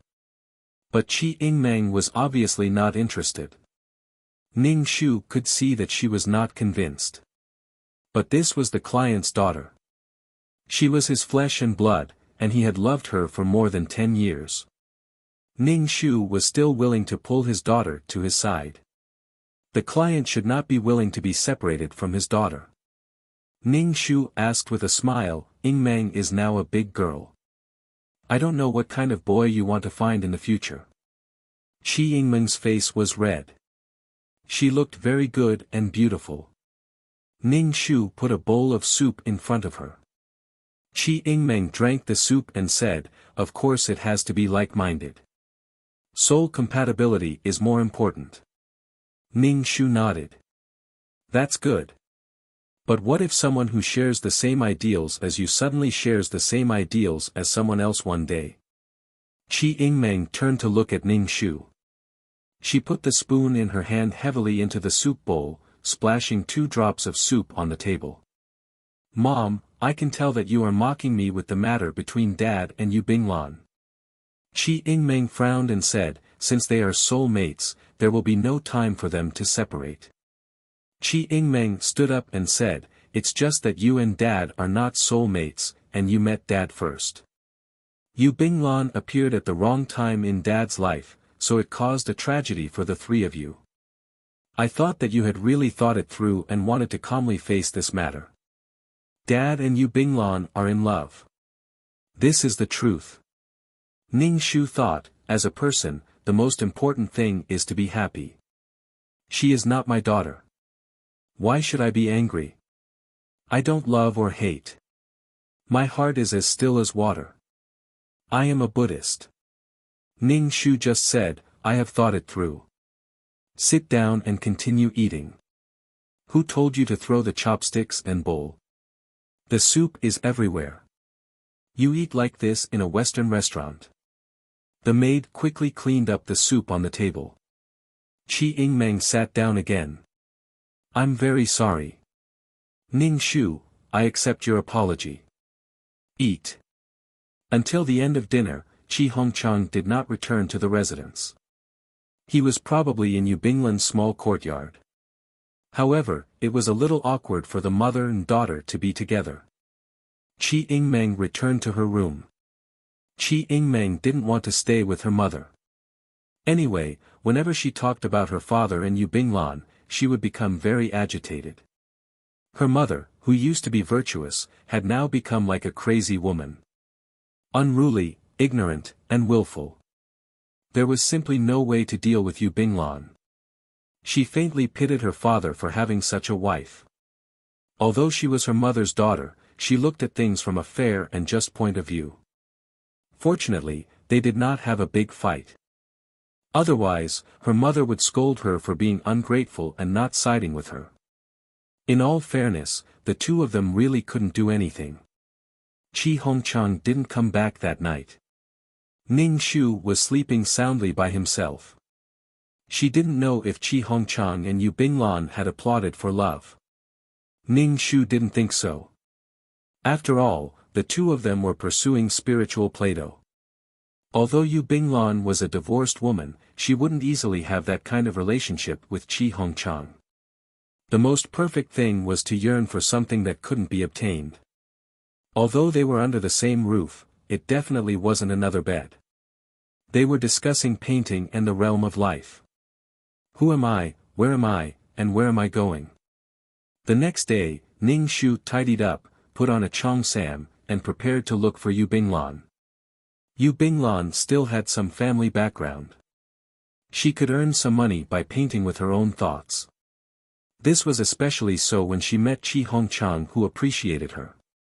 Every time Qi Hongchang looked at Yu Binglan, he would have a look of amazement. In addition, she had divorced her ex-husband and received some alimony. She didn't have to live a poor life. In Qi Hongchang's eyes, divorce wasn't a stain on Yu Binglan's life at all. Instead, it was a symbol of her soul's freedom and courage. Although there were a lot of Westerners nowadays, a woman dared to divorce. How courageous was that? How commendable was her courage? In short, Yu Binglan was good at everything. Ning Shu took a rickshaw to Yu Binglan's house and knocked on the door. Yu Binglan was the one who opened the door. She was wearing silk pajamas. The belt was loosely tied around her waist, outlining her beautiful and exquisite curves. When Yu Binglan saw that it was Ning Shu, she was surprised. Qi Hongchang's voice came from the house, "Binglan, who is it?" As soon as he finished speaking, Qi Hongchang also appeared at the door. When he saw Ning Shu dressed up, he immediately frowned. "How did you get here?" "I took a rickshaw here." I have something to discuss with you, Binglan. Ning Shu said. Qi Hongchang immediately roared, are you going to be a shrew and curse in the streets again? Are you going to embarrass yourself outside again? Yu Binglan immediately said, Hongchang, don't be agitated. If there's anything, I'll handle it. Don't make a scene. There were so many neighbors around. She didn't want these gossipy old ladies to talk behind her back. These old ladies in the alleys loved to gossip about the owner the most. Although she and Qi Hongchang lived under the same roof, they were both innocent. Yu Binglan changed her clothes, and when she came out again, she was a beautiful white magnolia, just like the white magnolia of the sea, beautiful, pure white and fragrant. What spiritual energy, poetry, intelligence, that disgusting thing. Where do you want to talk? A cafe? Yu Binglan asked calmly. She didn't look guilty or angry at all. Qi Hongchang looked at Ning Shu warningly and said, you better not make trouble for no reason. Ning Shu, oh, who are you? Ning Shu and Yu Binglan went to a cafe. They each ordered a cup of coffee and the two women confronted each other. Ning Shu looked at Yu Binglan without any scruples. Yu Binglan picked up the coffee and avoided her gaze. Ning Shu said, I heard that you are divorced. Do you have children? Where is your family? Yu Binglan frowned. Madam, are you here to ask about me? I believe you know everything about me. Don't ask me more questions. Ning Shu, damn, so arrogant. In front of your true love, shouldn't I feel ashamed of my inferiority? Ning Shu said, I know about you and Qi Hongchang. If you are talking about Qi Hongchang spending the night at my house, I can tell you that nothing happened between us. There was nothing dirty like you think. Yu Binglan said straightforwardly. She looked as pure as ice and jade and her soul was shining brightly. Ning Shu said, I know that you spent the whole night looking at the stars and the moon. You talked about poetry and life ideals. Yu Binglan didn't expect Ning Shu to say this. She was stunned. It's good that you understand. /BK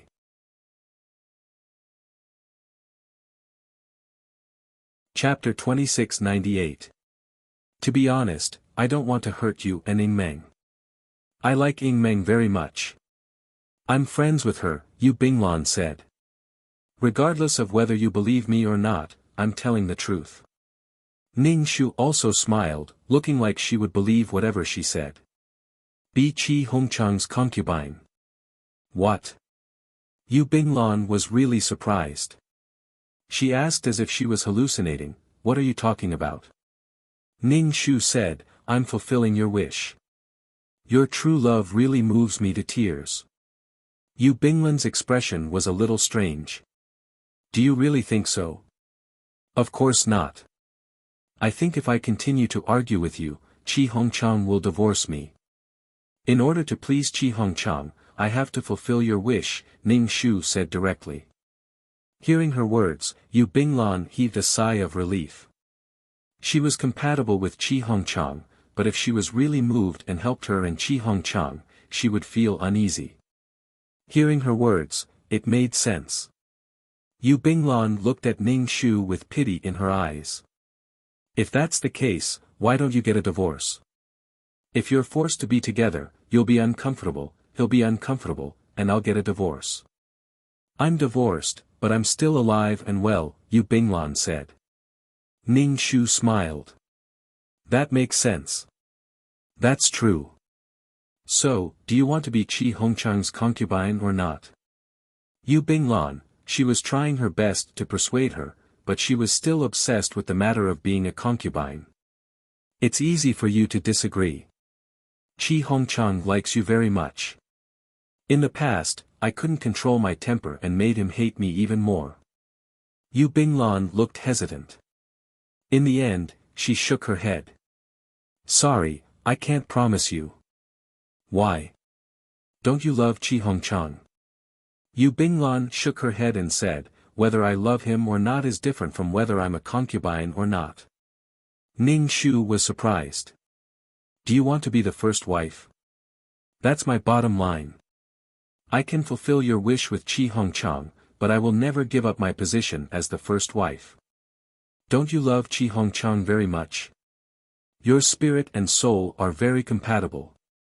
You can't even make such a small sacrifice for Qi Hongchang. Or do you not love Qi Hongchang at all? Ning Shu's words were like firecrackers, interrogating Yu Binglan, which simply gave Yu Binglan a headache. The current Feng Jia was even more difficult to deal with than the shrewish Feng Jia from before. Previously, when she was making a fuss, it would only alienate her husband from her family. Who would have thought that getting close to a crazy woman would cause her to explode? Now, Feng Jia seemed to have realized her mistake and wanted to make up for it. She wanted to curry favor with Qi Hongchang, but in the end, she was made a concubine. Wasn't a concubine a concubine? What was the meaning of using her to please Qi Hongchang? Yu Binglan was a little upset. Yu Binglan's expression didn't look good. Ning Shu drank his coffee and looked at her. Yu Binglan didn't care about the position of the legal wife. Yu Binglan's unyielding soul didn't agree to it. Think about it carefully. The door will be open for you at any time. I believe that Qi Hongchang will be very happy to know about this. Ning Shu, I'm very virtuous, not domineering, not a shrew, not ignorant, and very generous. Yu Binglan looked at Ning Shu suspiciously. Are you serious? Of course, if we continue to make a fuss like this, both of us will lose. So, I agree. Your true love is invincible. I'm defeated by your true love. I surrender. Ning Shu's tone and intonation were obviously in line with Yu Binglan's aesthetics. A trace of smugness flashed across Yu Binglan's face. Ning Shu reached out and held her hand. So, be Qi Hongchang's concubine. The door of the cafe was pushed open. Qi Yingmeng walked in and looked around. She had thought that it would be a chaotic scene. She would see two women pulling each other's hair like crazy, but she didn't expect to see two women holding hands. It was a peaceful scene, like a scene of sisters. Qi Yingmeng felt as if she hadn't woken up yet and was still dreaming. She received a call from her father early in the morning, urgently asking her to come here, saying that Yu Binglan had met her mother. She was afraid that the two of them would fight. Every time her mother saw Yu Binglan, it was as if Mars had crashed into Earth. She was like a frightened cow with firecrackers hanging from its horns. She went crazy. But to be honest, who would like such a person? To be honest, it was very embarrassing to have such an uneducated mother. Her mother wasn't like this in the past.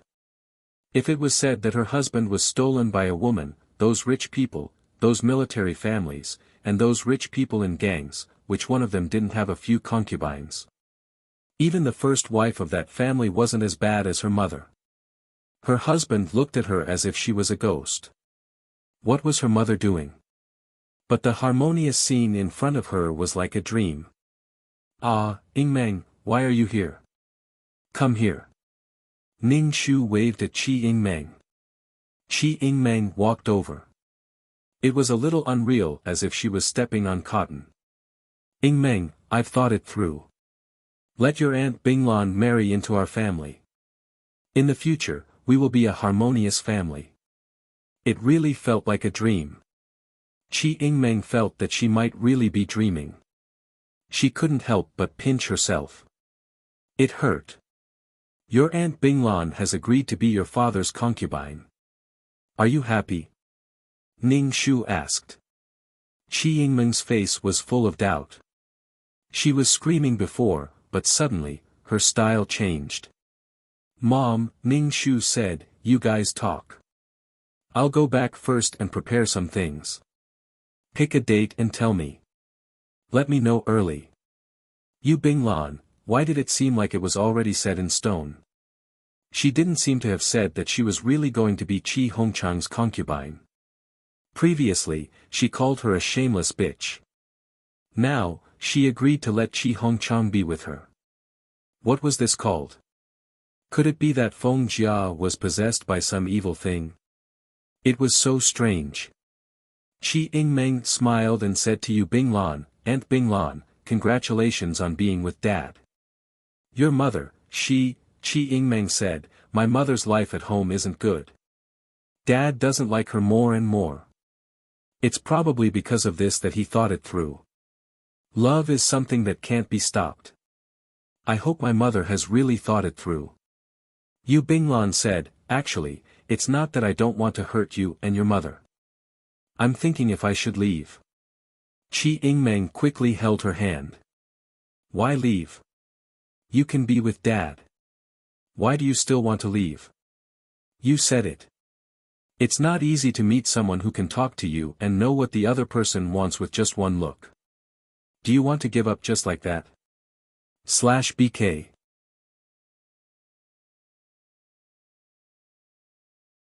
Chapter 2699. True love shouldn't be lost like this. Qi Yingmeng tried to persuade her instead. She really didn't want to see two people who loved each other separated like this. Qi Yingmeng was deeply immersed in it as if she was watching a romantic movie or novel. She didn't want the male and female protagonists to be separated at all and suffer the pain of love and lovesickness. Yu Binglan's face showed confusion, while Qi Yingmeng said firmly, you have to believe in your love. Ning Shu, who was standing not far from the coffee shop, was speechless. Oh my God! This girl must have been picked up from the streets. It was the time when young Feng Ai was looking forward to love. With such a pair of true love by her side, she broke through the layers of shackles of the world and finally got together. It was very touching, wasn't it? He didn't realize the changes and turbulence that Yu Binglan's appearance brought to the family. Ning Shu thought, well, what should I do next? She generously helped two people who loved each other. After marrying the Red Rose, over time, the Red Rose became a mosquito's blood on the wall, and the White Rose was still the bright moonlight in front of the bed. After marrying the White Rose was a rice dregs on the clothes, and the Red Rose was a cinnabar mole on the heart. Humans were creatures who always had beautiful thoughts about the things they lost and couldn't forget them. But after having the Red Rose for a long time, he would only see more and more flaws. Even if he was willing to tolerate and turn a blind eye, it was just a mosquito's blood on the wall. At that time, the Red Rose and the passion of the rose only made him feel more and more disgusted and annoyed. But the White Rose that he lost was more and more moving in his memories. The moonlight in front of the bed was pure and refined. Memories and distance were always beautiful, and if he couldn't get it, he would always be in turmoil. To put it bluntly, he was thinking about the pot while eating the bowl. It was best if he couldn't get it. Yu Binglan was the bright moonlight in Qi Hongchang's heart, the cinnabar mole. Finally, after the turmoil, they could still meet again, which made this love sublimate, firmer and deeper. True love was proper. What if they were together now? When encountering this kind of thing, one really had to be calm. Maybe the person involved couldn't calm down at all, so they would give their sole power to an outsider. Ning Shu, an outsider, was as calm as ice. Because he didn't love her, his heart didn't fluctuate, and even wanted to laugh. This was the legend of a man who had no desires. It had nothing to do with him, so he was calm and indifferent. If Ning Shu's world was about to explode, Ning Shu would probably explode along with it. Only when it truly concerned him would his emotions be affected, causing him to feel unbearable despair. Qi Yingmeng was the same. She treated herself as an outsider and ignored her mother's pain. Instead, she said that her mother had no manners, was overbearing, and was like an ignorant shrew. Her husband and daughter were blaming her. Was she right or wrong? Yu Binglan was clearly a little bitch, but her husband and daughter kept criticizing her. Why? It was one thing to be betrayed, but why was it still his fault? It took a lot of willpower to remain calm in such a situation where the blood vessels were about to burst. Ning Shu breathed a sigh of relief.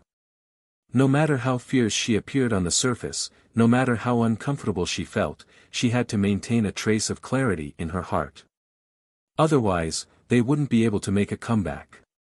Unable to remain calm, he bit his tongue.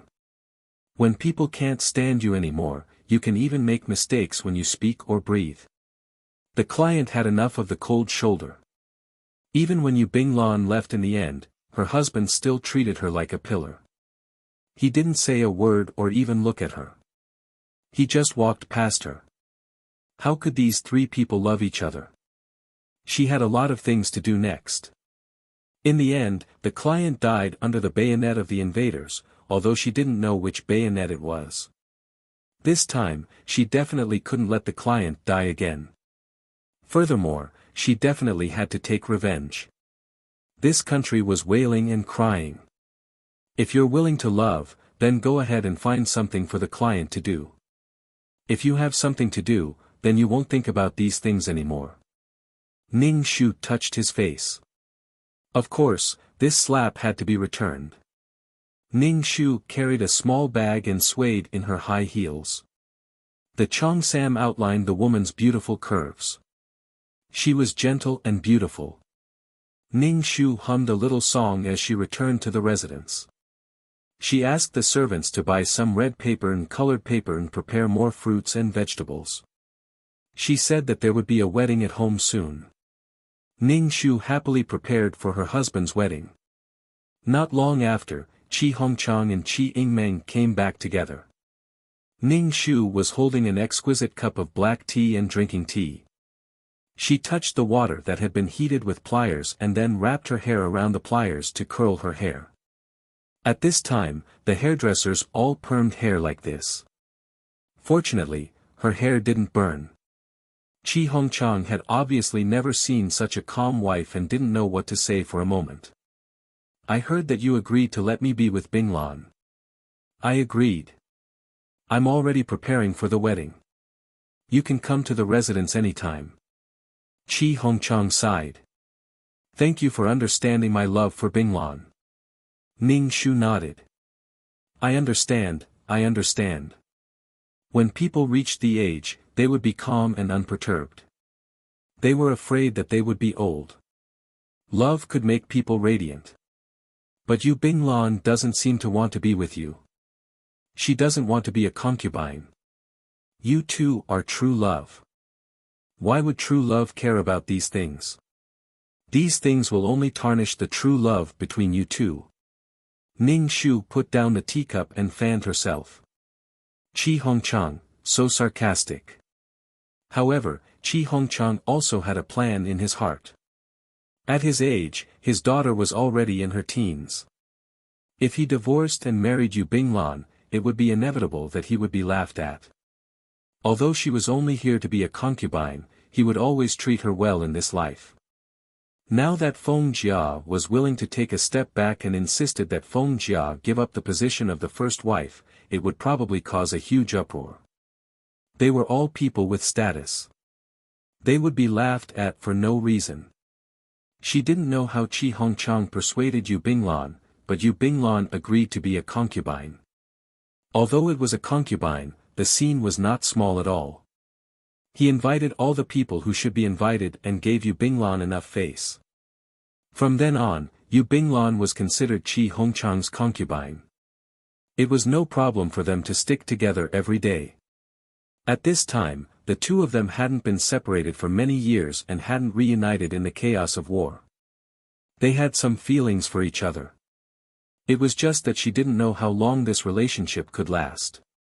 Ning Shu prepared the meal and waited for Qi Yingmeng to come over to eat.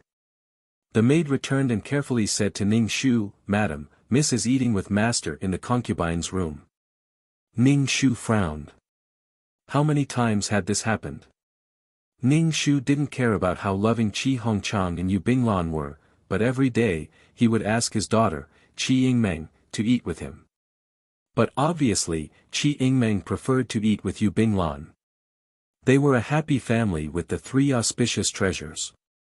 Ning Shu picked up his chopsticks and said, Bring this plate of stir-fried daylily to Mississippi/BK.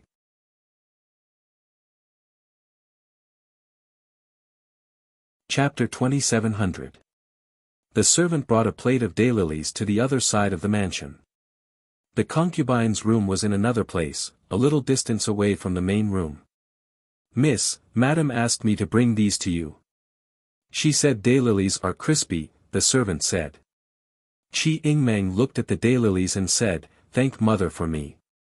The servant nodded and saw the family of 3 gathered together. The concubine was wearing a beautiful cheongsam. If she didn't say it, she wouldn't be able to tell that she was a concubine. Her dignified and elegant appearance was something that even some of the main wives couldn't compare to.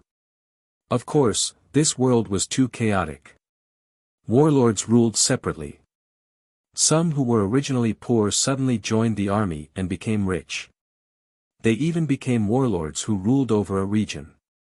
The current situation was the same as the situation in ancient times when the feudal lords ruled over each other. These people suddenly became rich, so they naturally had to enjoy life. Their rural wives and illiterate wives were naturally disliked by these old men. They found all kinds of concubines. Madam was clearly the main wife, but she ate alone. These 3 people seemed to be a family. The servant's lips moved. She wanted to tell Chi Ingmeng that Madam had been waiting for her to eat. But with the master around, it was not her place to interfere in the master's matters. Life in the mansion was still very comfortable. Although she sympathized with Madam, she couldn't ruin her own livelihood. In fact, the servant couldn't understand. She was clearly Madam's daughter. Why did she mix with a concubine and lose her status for no reason? Although the Western concept of everyone being equal had spread in at this time, for ordinary people, there was still a difference in status. Chi Ingmeng's behavior was a bit unsteady in the eyes of the servants. When the young miss was going to get married, her mother would help arrange it since she was also the main wife. All kinds of things were related to how she would live in her husband's family after she got married. Although the situation in the northeast was tense, in places that weren't affected by the war, the people still ate and drank. Therefore, the servant couldn't understand what Chi Ingmeng was thinking. Even if she was an intellectual, she was her own mother. Why wasn't she filial to her own mother after she studied? Of course, these were only the thoughts of the servants in the mansion. No one dared to say these things out loud. Moreover, the residence was managed by Madam inside and outside. If he said something that hurt Madam's feelings, he might have his pay deducted. "I see." When the maid left, she saw the concubine affectionately putting food into the young miss's bowl. The young miss thanked the concubine. That intimate look made the maid feel inexplicably goosebumps. If something abnormal happened, it would be a demon. If something abnormal happened to a family, it would definitely not be a good thing. The maid came back and told Ning Shu that the dishes had been delivered. Ning Shu nodded and ate the dishes on the table alone. The maid looked at her with pity and disdain. Just like the concubines in the imperial harem, if you were to fall out of favor, who would fancy you? It was human nature to worship the strong and trample on the weak. "Madam, would you like me to prepare some side dishes for you?" the maid asked. Ning Shu shook his head. If he ate too much at night, he would not be able to sleep well. After eating and washing up, Ning Shu arranged the daily necessities of the house, including the wages of the servants and so on. Everything that was bought at home was recorded by the person who commissioned it. Every month, he had to get money from Chi Hongchang. Ning Shu touched his chin. In this chaotic era, life was like grass. There were countless people who died in war and starved to death. In short, money was very important. So he had to get more money. Ning Shu jotted down some accounts, what he bought, how much he spent, and then kept some of the money himself. But this money was not much. Other than running the gallery, Chi Hongchang also had some other businesses. The gallery was the biggest. Now should be the time when this nation worshipped foreign things the most. Because they were not strong enough, they worshipped the West. For example, a painting, as long as it was drawn by a foreigner and signed with a long list of names, it looked very high-end. It was very Western style. Perhaps they could not appreciate it, but in order not to be looked down upon, they pursued these things without culture and taste. It was like the ancient officials and nobles pursued calligraphy and painting. That was a kind of artistic conception. Buying a painting and putting it at home would make one look very Western style. Many uncouth people sold these paintings and put them at home. It was neither fish nor fowl. So, Chi Hongchang was very rich. Buying guns and ammunition required money, especially in this era where medical treatment was backward. Medical resources were very expensive, and medicine was very precious. It was estimated that soon, it would be time for an all-out war. Also, some of the country's precious cultural relics were destroyed and sent overseas. When the country settled down, it would cost many times more to get them back. The old summer palace had been ransacked, and many things had flowed away. In addition, after the founding of the country, there was a special period where these things were related to capitalism and speculation, and some of them were destroyed. So, money, money, money. Although Chi Hongchang actually gave a lot of money to the family every month, compared to what Ning Shu needed to do, it was a drop in the bucket. Chi Hongchang took a lot of money and moved the family. Later, he met Yu Binglan again, and the family of 3 went abroad to avoid disaster. In this era, the poor were so poor that they could not even eat, and the country was in turmoil. However, the rich lived a luxurious life. The 5 elements were chaotic, and the people's hearts were in turmoil. The people were not even united, and they harmed their own people. It should be the darkest period.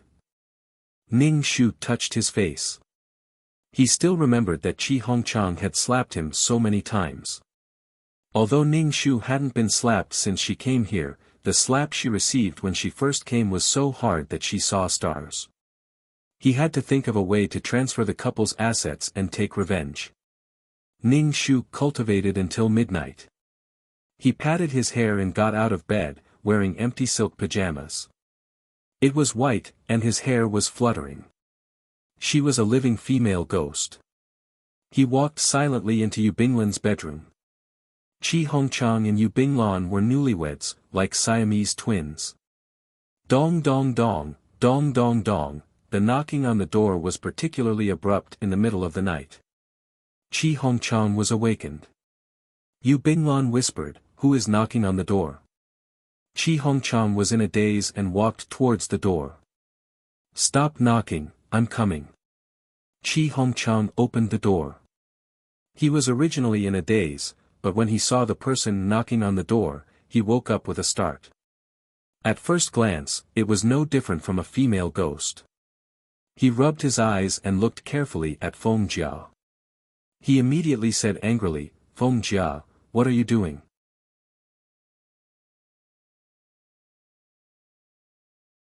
Chapter 27:01. She knocked on someone's door in the middle of the night like a ghost.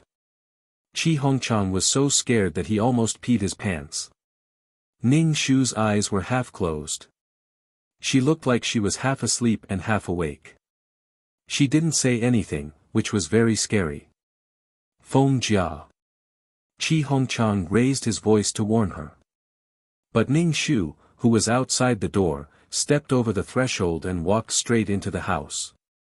Her actions were so strange that Chi Hongchang almost laughed. She didn't say a word and just barged in. He stretched out his hand to drag her out, but Ning Shu's left arm was grabbed. With her right hand, she gave Chi Hongchang a slap across his face. The force was so heavy that Chi Hongchang's body turned around. Chi Hongchang fell to the ground and touched his face. His vision turned black.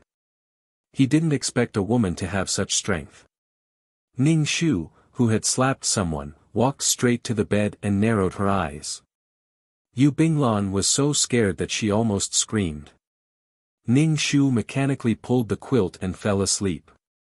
After a while, she even started snoring. Yu Binglan quickly got out of bed and ran to Chi Hongchang. She whispered, "Hongchang, are you okay?" Chi Hongchang's ears were buzzing. His eyes were shining. Half of his face was numb from the pain. He couldn't hear what Yu Binglan was saying for a long time. Yu Binglan felt inexplicable. She was sleeping well when Feng Jia suddenly barged in. She even slapped Qi Hongchang. She slapped Qi Hongchang so hard that half of his face was swollen. Let's see how she will face Qi Hongchang when she wakes up. Qi Hongchang was so angry that he exploded. He was slapped by a woman, and this person was his wife. How dare she do this? On the bed, Ning Shu occupied an entire bed, leaving Qi Hongchang and Yu Binglan with no place to sleep. And Feng Jia's behavior was strange, as if she was sleepwalking. Yes, she was sleepwalking. This was the state of sleepwalking. If she was awake, she definitely wouldn't dare to hit Qi Hongchang. In order to please Qi Hongchang, she even fulfilled the love between her and Qi Hongchang. How could such a woman dare to hit her husband? Qi Hongchang sat on the leather sofa and leaned against it. He was so dizzy that he seriously suspected that he had a concussion. Yu Binglan anxiously asked, "Hongchang, are you all right?" How could he be fine? Half of Qi Hongchang's face was swollen. He couldn't speak clearly, and his tongue was tied in his mouth. Moreover, when he spoke, the muscles on his face were pulled. It was really painful. He couldn't even go out for a while. If he went out with such a face, how could he still be a human? If people found out that he was beaten by his wife, he would be even more embarrassed. Qi Hongchang ground his teeth. This damned woman, he had thought that she had changed for the better. How long had she been quiet this time? She had started to cause trouble again. Qi Hongchang struggled to stand up, wanting to drag Ning Shu down from the bed. This was his and Bing Lan's bed. What was this woman doing lying on it? Could it be that he and Bing Lan were just going to watch her sleep? Qi Hongchang lifted the quilt, grabbed Ning Shu's arm and pulled him off the bed. Ning Shu suddenly sat up and slapped Qi Hongchang on the other side. Yu Binglan covered her mouth in shock. Seeing Qi Hongchang being hit again, she was anxious and in pain. She quickly supported him. "Don't worry about her for now. I think she's sleepwalking. People who sleepwalk don't know what they're doing, and we can't wake her up. This kind of thing didn't happen." Both sides of Qi Hongchang's face were swollen. It was very serious. Yu Binglan quickly went to the cellar to find ice. She quickly applied it to Qi Hongchang. Otherwise, who knew how blue and purple he would be tomorrow morning? As for Ning Shu, he pulled the quilt and lay down to sleep again. The corners of his mouth curled up. Originally, he just wanted to slap Qi Hongchang, but he didn't expect Qi Hongchang to come up. The feeling of buying one and getting one free was really good. Ning Shu peacefully occupied Qi Hongchang in Yu Binglan's bed. The two of them squeezed on the sofa, covered with a thin blanket. The two of them didn't sleep much. Qi Hongchang was in pure pain. It was especially uncomfortable and he felt like vomiting. This was the feeling of hurting his brain. In modern times, it was called a concussion. Qi Hongchang and Feng Jia had been married for more than 10 years, but he didn't expect Feng Jia to be so strong. To be precise, when she sleepwalked, the strength of her hand was frightening. In the morning, Ning Shu woke up and stretched. Then, he looked around in confusion. Where is this? Why am I here? Seeing Qi Hongchang's face was very swollen and his eyes were swollen into slits, he was shocked. Who are you? Why are you sitting with Yu Binglan? Yu Binglan, how could you be so capable? You were the one who beat him up until his mother couldn't recognize him, and you still asked who he was. Sister, this is Hongchang. You hit Hongchang last night and beat him up like this, Yu Binglan said tiredly. She didn't sleep for the latter half of the night, so she was a little tired. Ning Shu exclaimed. His mouth could be stuffed with an egg. He shook his head without thinking. How could I hit Hongchang? Besides, I don't have so much strength to beat Hong Chang's face up like this. Ning Shu's face was full of horror and confusion. He didn't feel guilty at all. Instead, he was quite confident. Sister, it's really you. That's impossible, Ning Shu refuted firmly. It's true. No. It's when you sleepwalked. Nonsense, I've never sleepwalked since I was young. Yu Binglan rubbed her brows. Then tell me, how did you get here? This is my room. Ah. Ning Shu's expression was uncertain. Yes, how did I get here? I was in my own room. How did I get here? Yu Binglan was tired. Sister, we should find a doctor for Hong Chang now. How could his face be so swollen? Ning Shu was about to cry. I didn't know it would be like this. Do you want to help Hong Chang to the bed? The two women helped him up, but Chi Hong Chang pushed Ning Shu away. Ning Shu pursed his lips tightly. I really didn't know.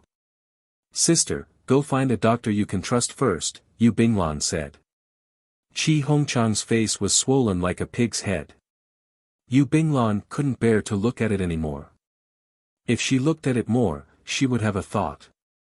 This was no longer the Chi Hong Chang in her heart. She would have a strange feeling in her heart. Ning Shu hurried out and bumped into Qi Yingmeng, who had just come out of the bedroom. Qi Yingmeng was shocked. This wasn't the master bedroom. Why did Mom come out of Yu Binglan's room? How strange. Ning Shu asked the servants to find a doctor, looking uneasy. Qi Yingmeng asked, Mom, what happened? Why do you need a doctor? I don't know what happened either. I hit your father. Qi Yingmeng's eyes widened. Her expression was very strange. If Mom hit Dad, then Dad hit her. Qi Yingmeng had never seen Mom lay a finger on Dad. She didn't believe that Mom had the guts.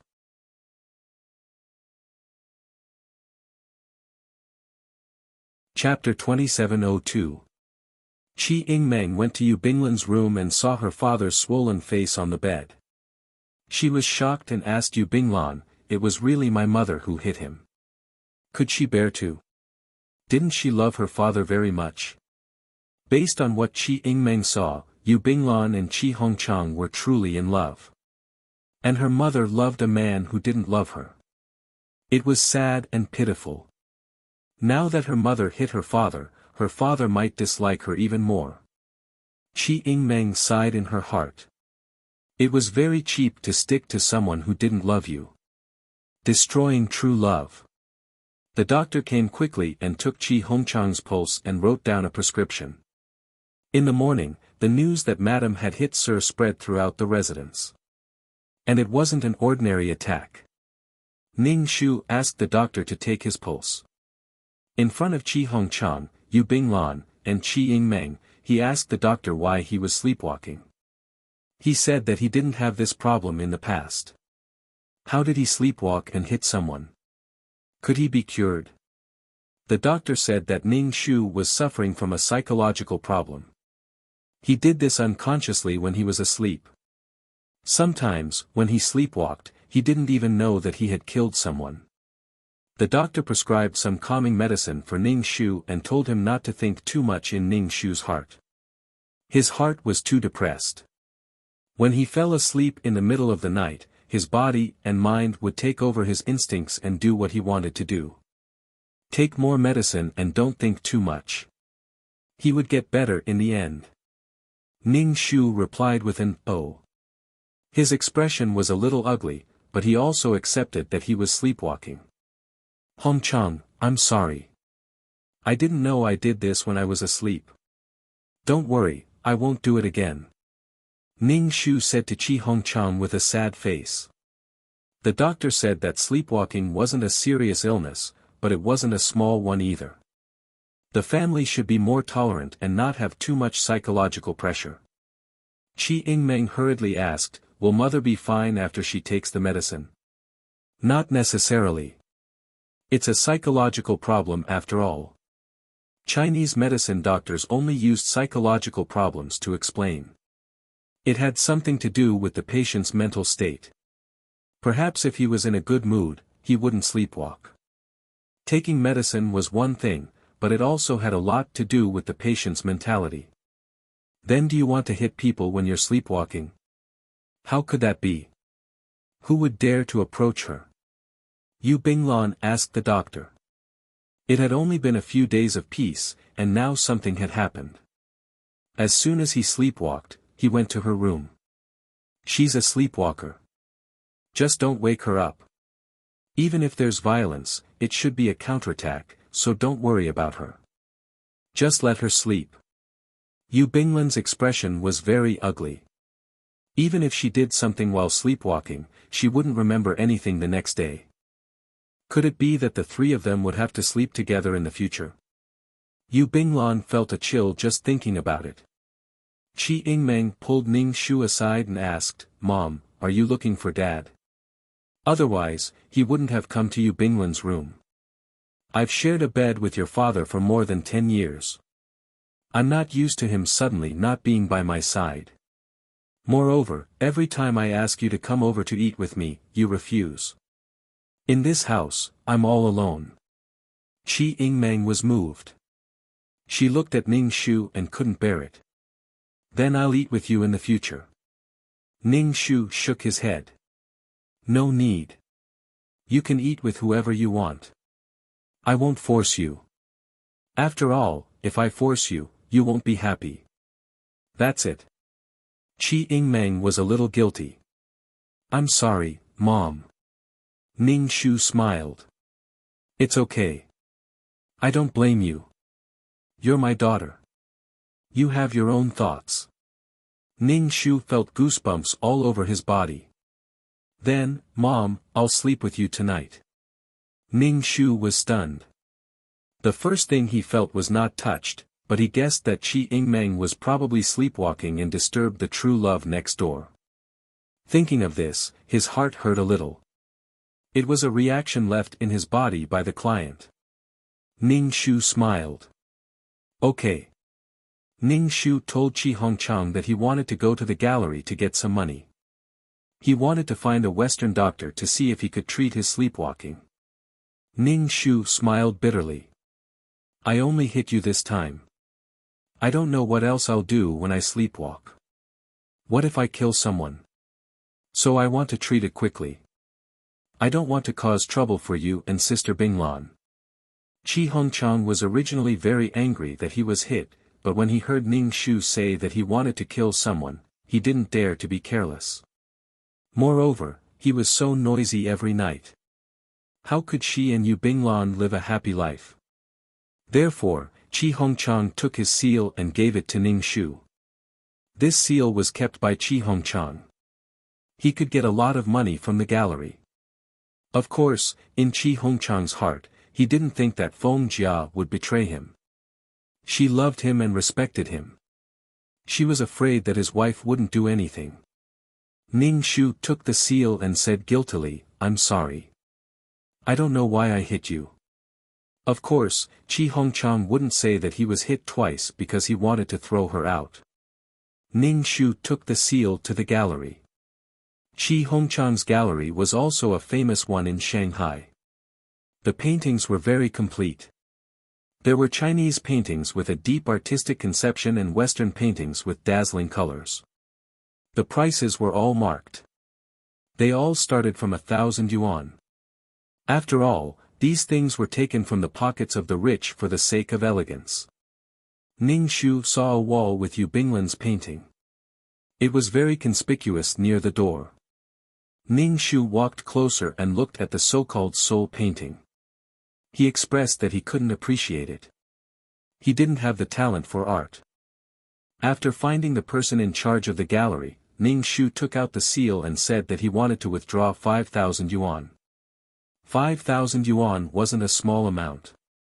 In this place, 3 to 5 yuan was enough for an ordinary person to live for a month.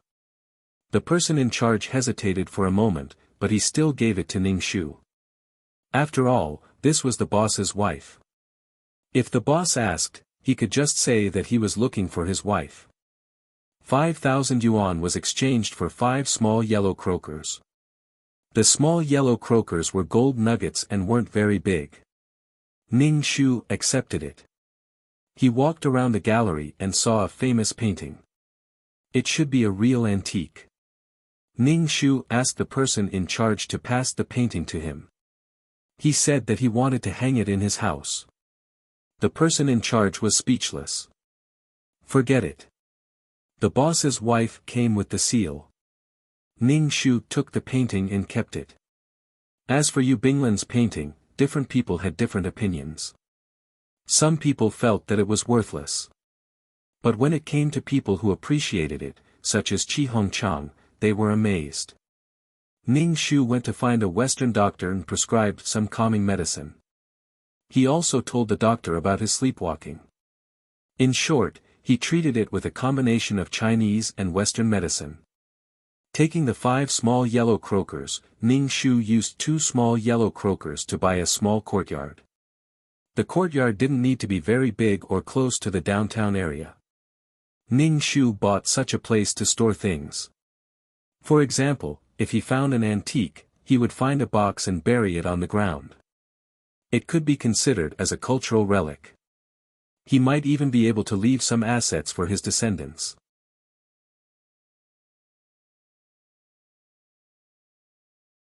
Chapter 2703. Then, Ning Shu took the painting and went home. He told Qi Hongchang that he had taken the painting from the art gallery and placed it in his bedroom. He might be able to sleep better there. He also said that he had taken 5,000 yuan from the art gallery. Upon hearing that it was 5,000 yuan, Qi Hongchang's face frowned. He instantly gasped in pain. Ning Shu immediately said, "I know that I took a little too much, but Western doctors are very expensive. Western medicine is also very expensive, so I had no choice but to take a little more. Also, there are all sorts of expenses at home. Food, wages for the servants, and clothes for a few people. I also have to give my daughter some money. It's impossible for a child to not have some money." Ning Shu rambled on about the trivial matters at home, from buying a handful of onions to buying furniture and plates. He talked for a long time about various festive occasions. Hearing this, Qi Hongchang became impatient. Yu Binglan also had a headache. Her life was elegant. She painted and didn't do any household chores. She couldn't imagine such a life of daily necessities. It was no wonder that Qi Hongchang didn't like her. Who would like a vulgar woman? "Sister, don't talk anymore. Let Hongchang rest for a while." "Hongchang didn't rest much last night," Yu Binglan said. Ning Shu had an embarrassed expression. "Then have a good rest. I'll get Aunt Li to make some soup for you." Ning Shu left Yu Binglan's room in a relaxed mood. He let Yu Binglan take care of Qi Hongchang, who was swollen like a pig. He didn't know if Yu Binglan would despise him. Yu Binglan was a person who cared a lot about feelings. Ning Shu hung up the famous painting that he had brought back. The famous painting was a little yellowed.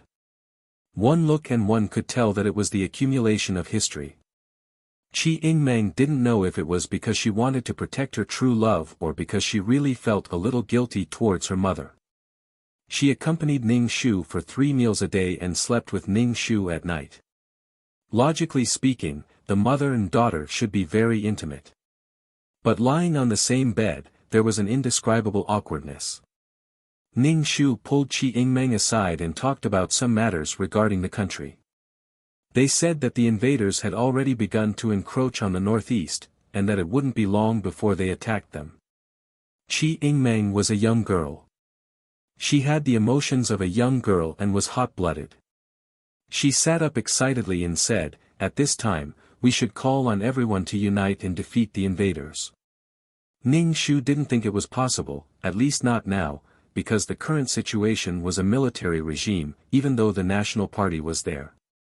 However, there were warlords everywhere, and they might not be able to mobilize them. How could they possibly unite? Later on, a new force emerged, and the situation of joint resistance was realized. But while resisting the invaders, there was also a civil war.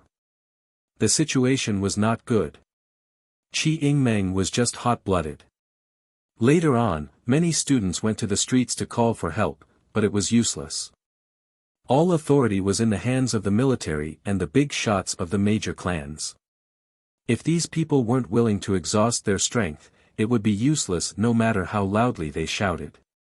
He might as well do some things himself.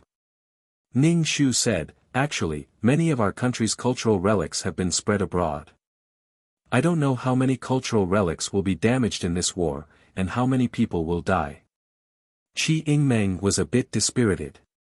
She chatted with Ning Shu and asked him the invaders would come here. Ning Shu said he didn't know. Actually, Qi Yingmeng was a rather wavering person. Now, she was hot-blooded and loved her country.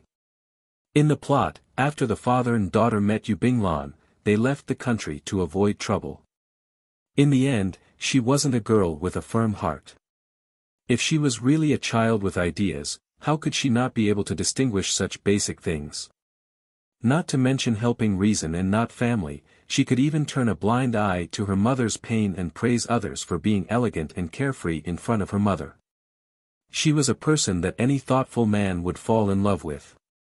Heartbreaking. Ning Shu felt that she had never been taken advantage of by Yu Binglan. She felt that having a crazy mother made her lose face. After chatting for a while, Qi Yingmeng fell asleep. Ning Shu pulled the blanket over her. Staring at Qi Yingmeng's sleeping face, he wondered if he should bring this child with him. At that time, she would definitely be separated from Qi Hongchang. In the chaos of war, it would be impossible for them to reunite again. She was the daughter of the client, otherwise, he wouldn't care about her life or death. He felt disgusted to keep her by his side. No one should love anyone in this world. Love was mutual. It was the same between parents and children. Just like Qi Yingmeng didn't love her mother either. When the client went crazy from pain, she couldn't wait to avoid her. Ning Shu propped up his chin and was in a bad mood. Should she sleepwalk? Well, sleepwalk, or Yu Binglan would leave Qi Hongchang, whose head was swollen like a pig's, to her to take care of. If she had the time, she might as well go find some antiques or find a channel to buy guns and ammunition. Although she could practice peerless martial arts, her spiritual energy wasn't very powerful and couldn't achieve the effect of dodging bullets. Although her spiritual energy could resist bullets, the client couldn't. Try not to use it to arouse suspicion. So, let's fight with guns. Ning Shu was like a ghost. She didn't wear shoes, so she didn't make any sound when she walked. She floated to the front of Yu Binglan's room. Knock, knock, knock, a very rhythmic knock on the door sounded in the middle of the night, which was particularly creepy. Furthermore, he kept tapping on it, maintaining the same rhythm. It was too fucking scary. Yu Binglan and Qi Hongchang both woke up. They looked at each other and decided to ignore the person knocking at the door. They covered their heads with the quilt and didn't open the door no matter how much he knocked. The corners of Ning Shu's mouth curled up. Then, she started to kick him. Finally, the sound stopped and Ning Shu went back to his room to sleep. Ning Shu went out and came back. Qi Yingmeng didn't even notice and slept soundly. She didn't know that Ning Shu had gone to harass his true love next door. The next day, Yu Binglan was not in good spirits. Qi Yingmeng asked her if she didn't sleep well because she took care of her father. Yu Binglan couldn't help but look at Ning Shu, who was instructing the servants to buy things, as if nothing had happened. But after her fuss, she and Qi Hongchang didn't feel sleepy anymore. They felt that the knocking on the door kept echoing in their ears. Yu Binglan didn't know how long she could hold on. After a long time, she would definitely be annoyed. She was enduring it for Qi Hongchang. Ning Shu asked Yu Binglan kindly, "What do you want to eat? What dishes do you want to eat? I'll ask the servants to buy them." She really didn't remember. She didn't feel guilty at all. Instead, she looked energetic.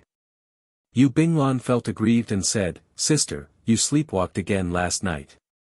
Ning Shu immediately said, "I took medicine before I went to bed. How could I sleepwalk again? That's impossible." Ning Shu didn't believe it and asked Qi Yingmeng, "You slept with me. Did I sleepwalk last night?" Qi Yingmeng.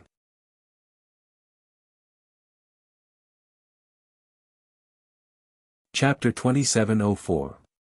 Qi Yingmeng was only in her teens and was in her prime. Naturally, she slept soundly and slept until dawn.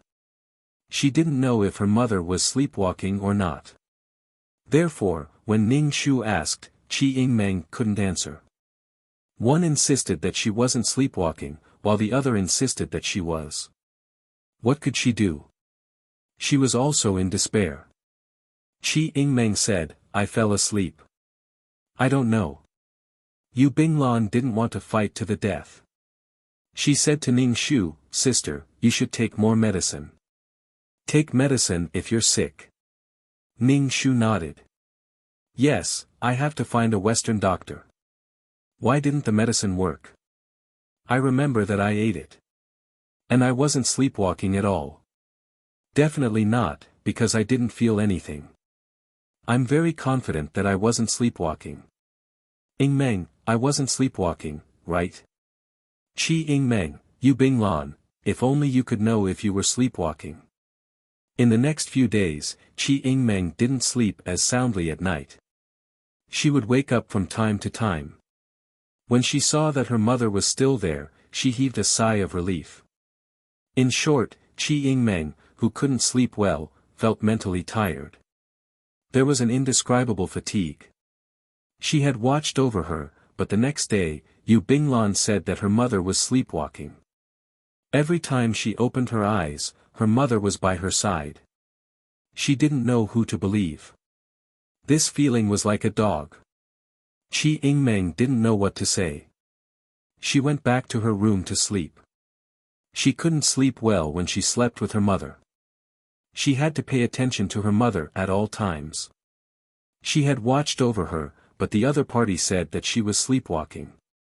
Qi Yingmeng felt a little wronged. She felt that she had been wronged. Yu Binglan didn't want to quarrel with Qi Yingmeng because Qi Yingmeng encouraged her to be with Qi Hongchang. She didn't stand on her mother's side and scold her. They treated each other as friends. It wasn't good to quarrel like this. But Feng Jia really was sleepwalking. Every night, she would knock on the door, making it hard for her to sleep. She disturbed her sleep, but the next day, she didn't remember anything. It was too infuriating. It was immoral. She didn't consider the people living under the same roof. Yu Binglan could only comfort her and say, "All right, your mother isn't sleepwalking." Yu Binglan's perfunctory tone made Qi Yingmeng very unhappy. "What do you mean okay? You sound like you've been wronged." Ning Shu took advantage of his illness and went to the gallery to get some money. Although the swelling on Qi Hongchang's face had subsided, the bruises wouldn't disappear for a while. The 5-finger marks were very obvious, and there were even bruises at the corners of his eyes. However, her eyes were bloodshot. She wouldn't be able to leave the house for a while, at least for a month. Otherwise, she would have to cover her face when she went out.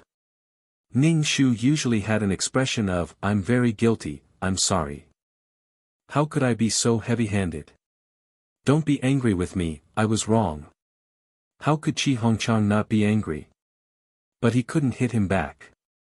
Previously, she had hit her because she was pulling and pulling like a crazy woman, especially when the other party had hit her unconsciously. If he didn't forgive him, he wouldn't be a good man. In the name of treating herself and Qi Hongchang, Ning Shu had taken a lot of money from the gallery in large and small amounts. With this money, Ning Shu sometimes went to the antique market.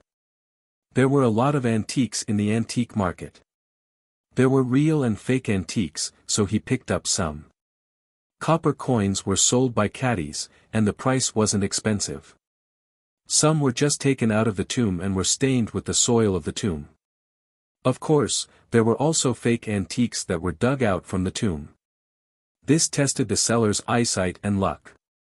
Anyway, Ning Shu wouldn't rely on luck. With a sweep of his spiritual power, he could tell whether it was real or fake. At this time, there was no carbon ion detection, so it was natural to look at antiques. It all depended on one's eyesight.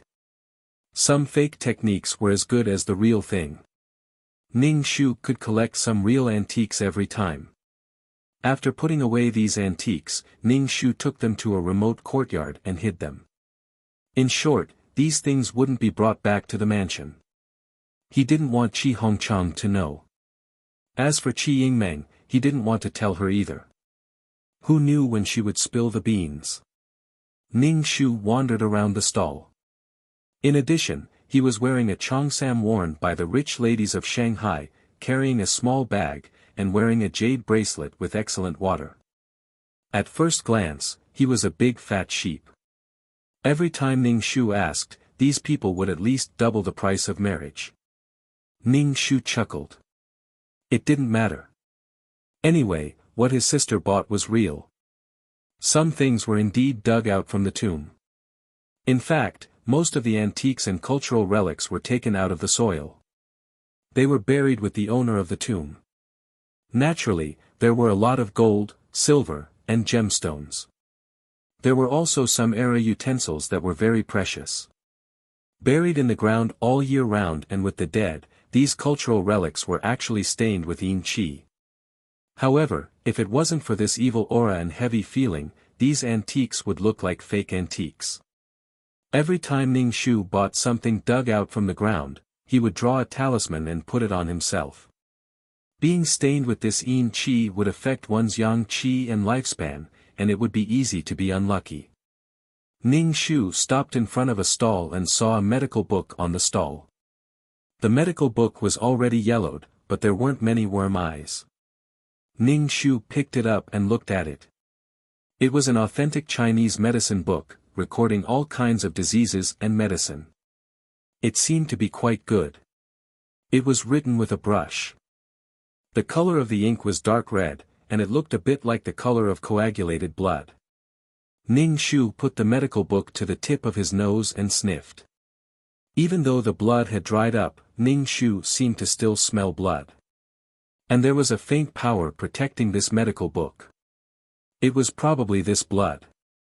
Ning Shu asked the vendor, "How much is this book?" The vendor rubbed his hands and said boastfully, "Madam, this was dug out from a tomb in the northeast. Now the northeast is at war. You should know how difficult it is to get this thing to Shanghai." The peddler was on the verge of tears and snot.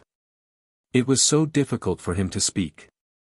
Ning Shu seemed to hear him say, "I have an 80-year-old mother and a 3-year-old child waiting to be fed.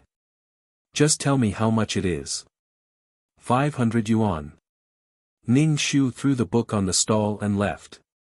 "Wu Beidayang, you're asking for too much." Books were not popular in the literary market, unless it was calligraphy or painting. Although this book was a little strange, Ning Shu was reluctant to give it to Wu Beidayang directly. The vendor immediately became anxious and grabbed the book to stop Ning Shu. "Madam, the price is negotiable. We can bargain." Ning Shu, 5 yuan. The vendor was about to cry. This was really dug out from a tomb in the northeast. It was brought here to sell. Ning Shu, I don't care which tomb it was taken from.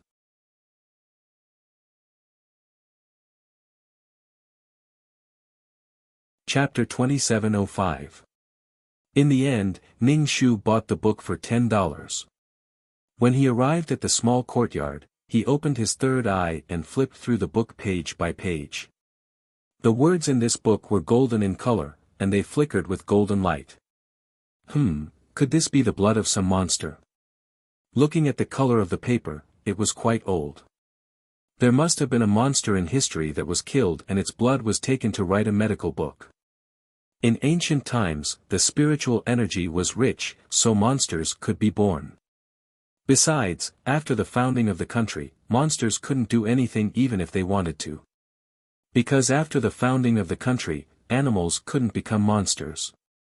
In addition, with the rapid development of industrialization, the spiritual energy was decreasing day by day. The possibility of monsters becoming monsters was even lower. Now that the 5 elements of the plane were in chaos, maybe some monsters would come out. Ning Shu felt a little confused. He was in the modern era, but he got a medical book written with the blood of a monster. It could be preserved until now because of the blood. Bookworms didn't dare to drill into the eyes. Even if they did, they would drill into the corners. There were words, and they didn't dare to drill into the places near the words. In any case, he got a cultural relic and put it together with other cultural relics. The power of the monster's blood could protect the other cultural relics. During this time, he had packed up 2 boxes of things. When the time was right, he would dig a deep hole in the courtyard and buy it. The premise was that he had to deal with the boxes to prevent them from getting wet. Before returning to the mansion, Ning Shu went to find a Chinese medicine doctor and a Western doctor. He brought a big bag of medicine home. There were Ning Shu's medicine and Qi Hongchang's medicine to promote blood circulation and remove blood stasis. For 3 meals a day, the entire mansion was filled with a bitter smell of medicine, which made people's noses hurt. The smell of medicine was a small matter, but what Yu Binglan couldn't accept was that she hadn't been sleeping well recently. Every night, Feng Jia would sleepwalk over and knock on the door. Rain or shine, when she was in a daze, she would hear knocking on the door. Every time she woke up, her back would be covered in cold sweat. Imagining a person knocking on the door with disheveled hair, that scene was really scary. Yu Binglan's face was very pale, and there were dark circles under it. She felt uncomfortable when she looked in the mirror. Finally, he couldn't take it anymore and said to Qi Hongchang, "I'm going back to my little alley." If this continued, she would also go crazy and sleepwalk. Qi Hongchang's mood was even worse. He hadn't gone out for more than a month. His face was bruised and purple, and he felt extremely uncomfortable. Every night, she was also annoyed beyond words. She could not even dream of sleeping well. She was tormented to the point of having a nervous breakdown. Qi Hongchang wanted to beat this woman out of the room. Let you toss and turn every night. Yet, he was only tormenting the 2 of them. He was doing this on purpose. He was tormenting them on purpose.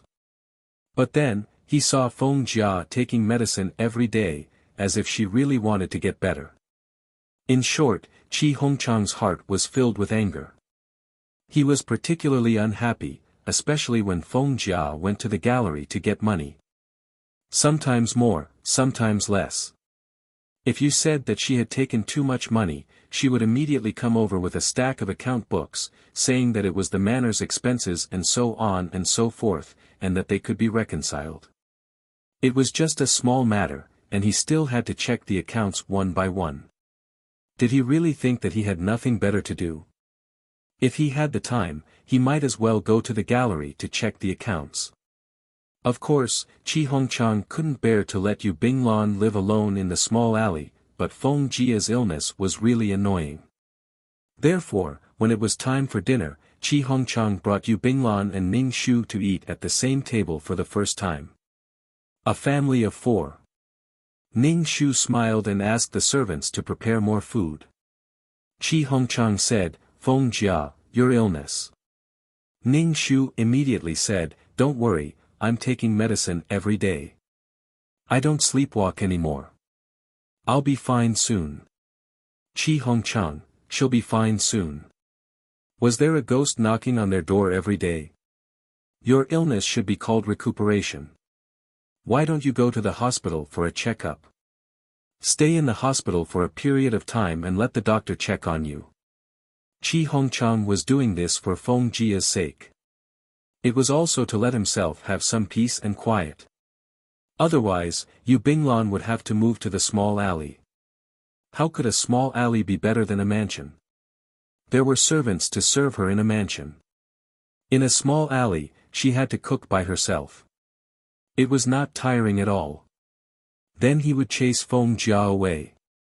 If she was sick, she would go to the doctor and stay in the hospital to take medicine. At this time, the hospital facilities were very simple and crude. It was definitely not as good as at home. However, ever since Feng Jia sleepwalked, she had not slept well. She really could not take it anymore. She had a pent-up anger in her heart that she could not vent. Ning Shu was stunned. He covered his face and said, "Hong Chang, are you despising me? You want to chase me away? I already said that I'm already taking medicine. I don't sleepwalk anymore." "Dad, Mom is indeed taking medicine," Qi Yingmeng said to her father. If her mother was really chased away, she would be without a mother. Her mother was like this because she cared too much about her father. That was why she wanted to sleep with him every day and walk to Yu Binglan's room.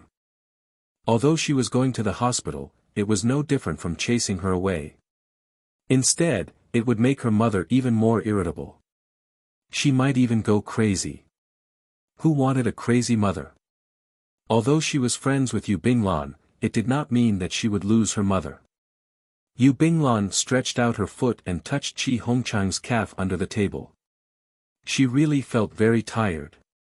She could not sleep well and wanted to lose her temper.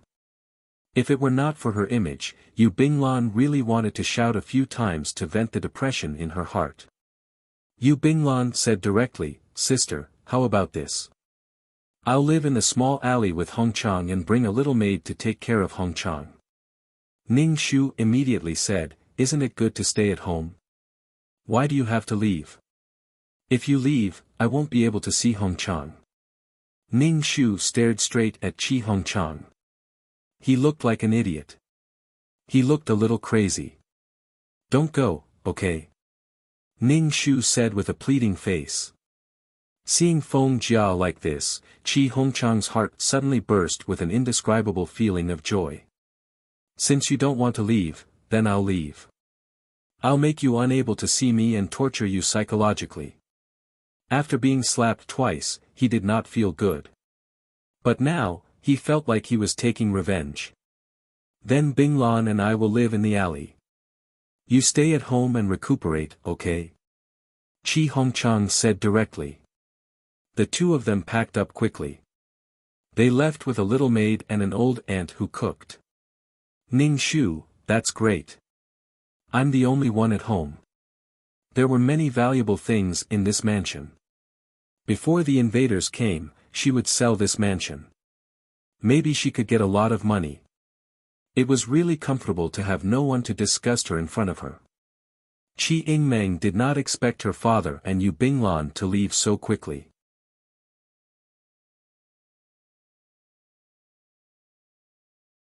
Chapter 2706. She looked like she was in a hurry, as if she was trying to get rid of something scary. Qi Yingmeng couldn't help but look at Ning Shu. Ning Shu immediately put on a disappointed expression. That pitiful look was as if she had been abandoned. Qi Yingmeng did not know how to comfort her. "Mom, I'm going to school. Are you okay being alone at home?" "Go, Mom is fine." Ning Shu waved at her. "Hurry up and go to school. I have a lot of things to do." Ning Shu found a gray channel and bought some bullets and guns. Now that they were at war, these things were in high demand, so Ning Shu could not buy much. The main thing was that the price was really too expensive. Not only were guns and ammunition expensive, but even medicine was also very expensive, especially anti-inflammatory and fever medicine. Once a person was injured, the wound was very easy to get infected, and at this time, antibiotics were needed. These things were all priceless. Ning Shu could only get a few things. Qi Hongchang and Yu Binglan lived in a small alley, which was not far from the residence. Even if Feng Jia fell asleep at night, she would have to walk for more than an hour if she wanted to come over. Moreover, she would not sleepwalk for too long. Perhaps she would knock on the room they used to live in while sleepwalking. Yu Binglan finally heaved a sigh of relief. She could have a good night's sleep.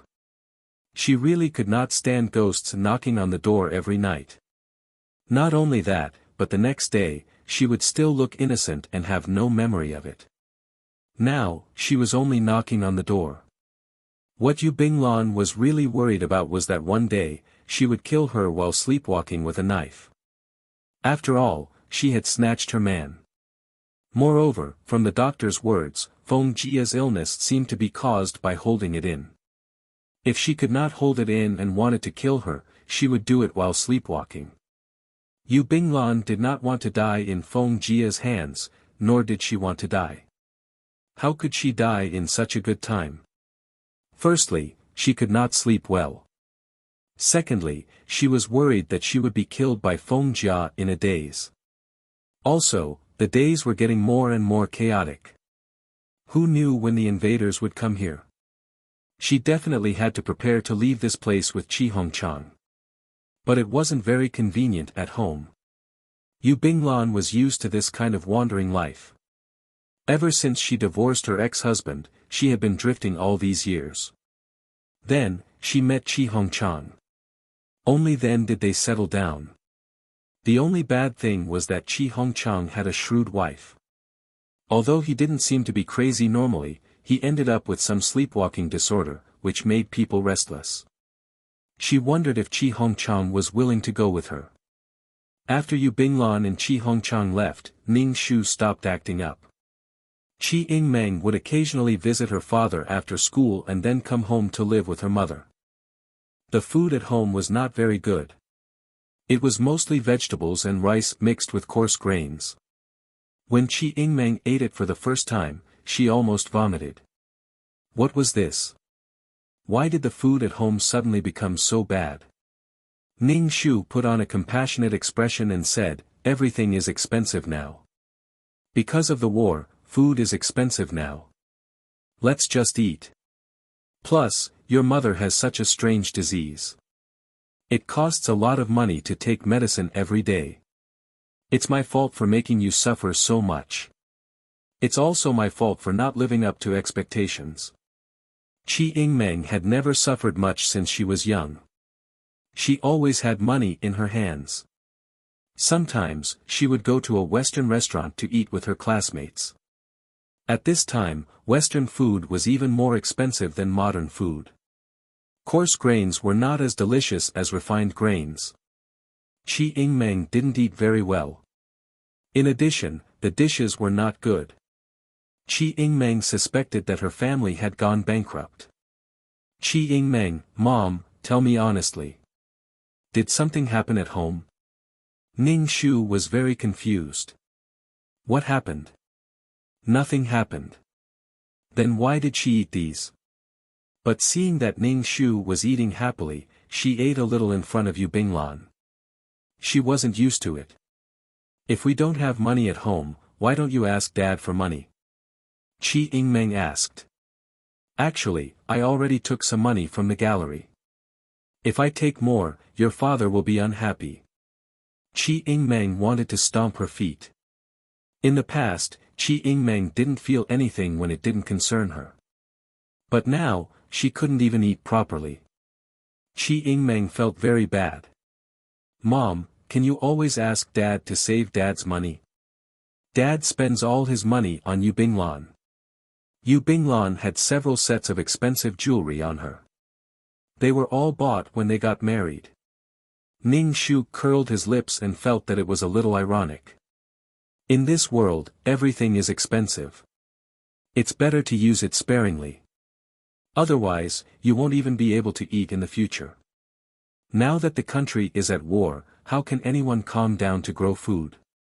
Even if they grow food, it will be destroyed. The farmers will be completely ruined. In the future, firewood, rice, oil, salt, soy sauce, vinegar, and tea will be very expensive. Alright, Qi Yingmeng had nothing to say.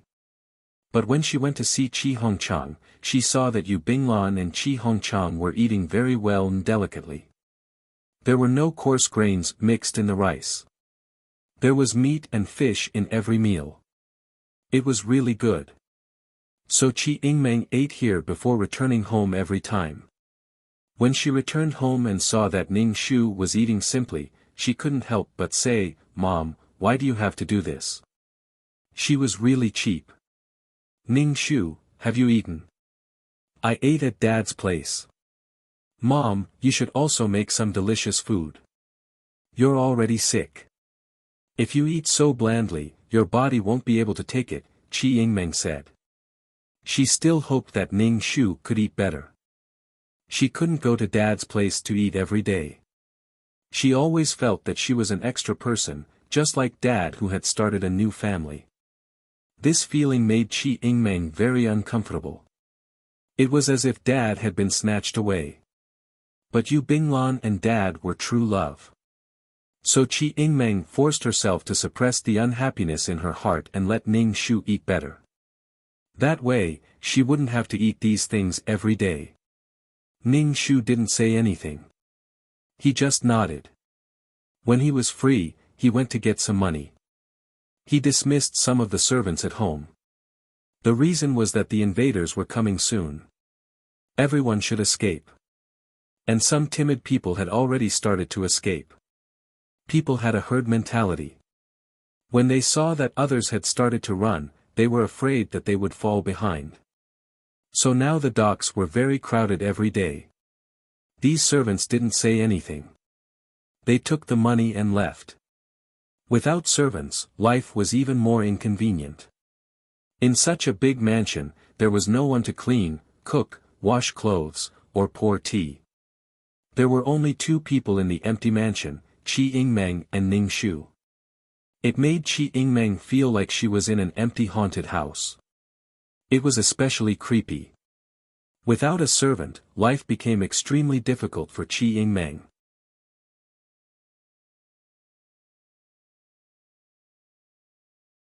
Chapter 2707. She even had to wash and iron her own clothes. She had never done these things before. If she wanted to drink hot water, she had to light a fire in the kitchen. Was there anything more difficult in life than this? Qi Yingmeng felt like she was going crazy. Her mother was probably really going crazy. "Do you think that a man will come back to see you if you save money for him? He was eating well with you Binglan. It couldn't be better." She was pitiful, sad, and hateful. If he didn't love you, everything you did was cheap. Qi Yingmeng told Ning Shu to hire 1 or 2 servants. The house couldn't be without servants. Ning Shu didn't say anything, only showing a compassionate expression. This expression made Qi Yingmeng's heart turn hostile. He eats well, sleeps well, and lives well outside. Even if you save a flower, Dad won't care about you, and he won't love you. Ning Shu still had a compassionate look on her face. Qi Yingmeng was speechless. Her mother wasn't really crazy, was she? Actually, Qi Yingmeng's dream was that her life at home wouldn't be so stressful. She didn't feel it when she had it before, but when she suddenly lost it, her life was different. Moreover, she couldn't move to the small alley. The room there wasn't very big, and it was Yu Binglan's house. If she moved there, she would be living under someone else's roof. She felt dwarfed. Qi Yingmeng didn't want to move, but the situation at home was even worse. There was probably something wrong with her mother's brain. "Mom." Qi Yingmeng was exasperated. Ning Shu asked in confusion, "Didn't you say that I can't make a fuss when I'm in trouble? Otherwise, I'll be like a lunatic." "I'm doing as you say now." Qi Yingmeng was speechless. "You're clearly torturing yourself, and you're implicating her." She felt very helpless. The front line was filled with the flames of war, and there was no sound of bullets raining down. The bombs that fell caused the ground to tremble, and a pit was created. The fighter jets whistled in the sky. A bomb landed on the ground, creating a pit. The tomb under the ground was on the verge of collapse. The coffin in the middle of the tomb suddenly moved, and then a pair of pale hands appeared and grabbed the side of the coffin. A man in ancient clothes with a hairpin on his head sat up. Her white clothes had already turned gray, but the embroidery on them was still exquisite. The man frowned. Hearing the noise outside, he seemed to be a little confused. What was so loud that it actually woke him up? Jiang Chen stepped out of the coffin and closed it. This coffin was made of black iron and was very heavy, especially the coffin lid. Ordinary grave robbers would not be able to pry it open. There were no funerary objects in the tomb. This was actually where he slept. Now the house was so noisy, and the sound was something he had never heard before. When Jiang Chen exited the tomb, he was greeted by a hail of bullets and flying objects. Coincidentally, he appeared in the middle of the battle between the two armies. Amidst the rain of bullets, a man in a brocade robe suddenly appeared. Furthermore, his hair was so long that it reached his ankles. This made both sides feel that they might be too nervous. How could an ancient man appear here? She hurriedly shook her head, but the man disappeared in a flash. This made people even more certain that this was an illusion. It was a kind of illusion before death. When Jiang Chen reached a place with no one around, he saw that there was a hole in his roe deer. What kind of weapon was that? How could it be so powerful and so fast? Since they were able to enter his body, was it because he had slept for too long that humans had changed? Jiang Chen's pupils trembled as he looked at the iron bird flying in the sky. People nowadays could fly. With his eyesight, of course he could see the humans in the fighter jets. How astonishing! After sighing, Jiang Chen discovered that there was practically no spiritual energy around him. He couldn't help but be astonished. What had happened to the world? Why was there so little spiritual energy? How come he couldn't keep up with the pace after sleeping? Jiang Chen had no choice. He didn't know where to go. He looked for the nearest village, but everyone had fled. Only a few lonely old people remained. Jiang Chen discovered that their clothes were very different from before. His appearance here in his current attire was both eye-catching and strange. Jiang Chen took a small piece of silver from the pouch at his waist and gave it to an old man. He wanted to change his clothes and scissors. His hair was too long and difficult to manage. Although Jiang Chen's silver was real, the old villagers really didn't accept it. They didn't know whether it was real or fake. They even suspected that Jiang Chen was a weasel. In the northeast, weasels were considered foxes. Jiang Chen looked handsome. They'd never seen such a handsome young man. And he was wearing clothes like this. They deeply suspected that he was a weasel. The villagers looked at Jiang Chen warily, brooms in hand. They wanted to attack, but didn't dare. Weasels held grudges. Who knew when they'd come back for revenge? When Jiang Chen saw this, he decided it was better to grab someone who died in battle, strip them, and wear them. Jiang Chen more or less understood that they'd been fighting a war. However, some people threw clothes and scissors in front of him, then ran far away. Jiang Chen didn't say anything. He picked up the clothes and scissors and left. As soon as he left, the villagers collapsed to the ground in fear. They were obviously monsters from deep in the mountains and forests. What era were they in? Why were they still wearing ancient clothes? Anyone who'd seen Jiang Chen hurriedly left. Even the old man who couldn't move started to run for his life. What's more, he didn't know if the front lines could hold on. They might reach here soon. Jiang Chen first cut his hair, but it was still long enough to tie it up. He changed into the rather rustic clothes given by the villagers. The clothes were dusty. Because it was a hot day, he hung his arms and legs out to dry. He tied them around his waist with a strip of cloth. It took Jiang Chen a while to figure out what was going on. Why were people so careless these days? Their underpants were so short, and they wore them on the outside. No matter what, at least his current appearance wasn't out of line. Jiang Chen realized that he'd come out at the wrong time.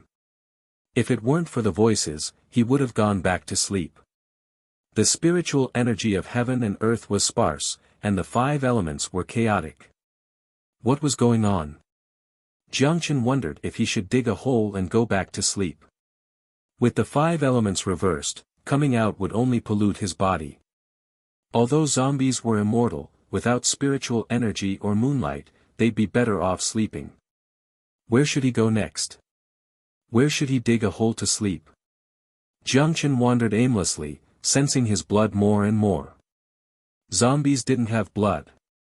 It wasn't easy to cultivate into a human again. A drop of essence blood was very expensive. What had someone done with his blood? Jiang Chen headed in the direction he'd sensed.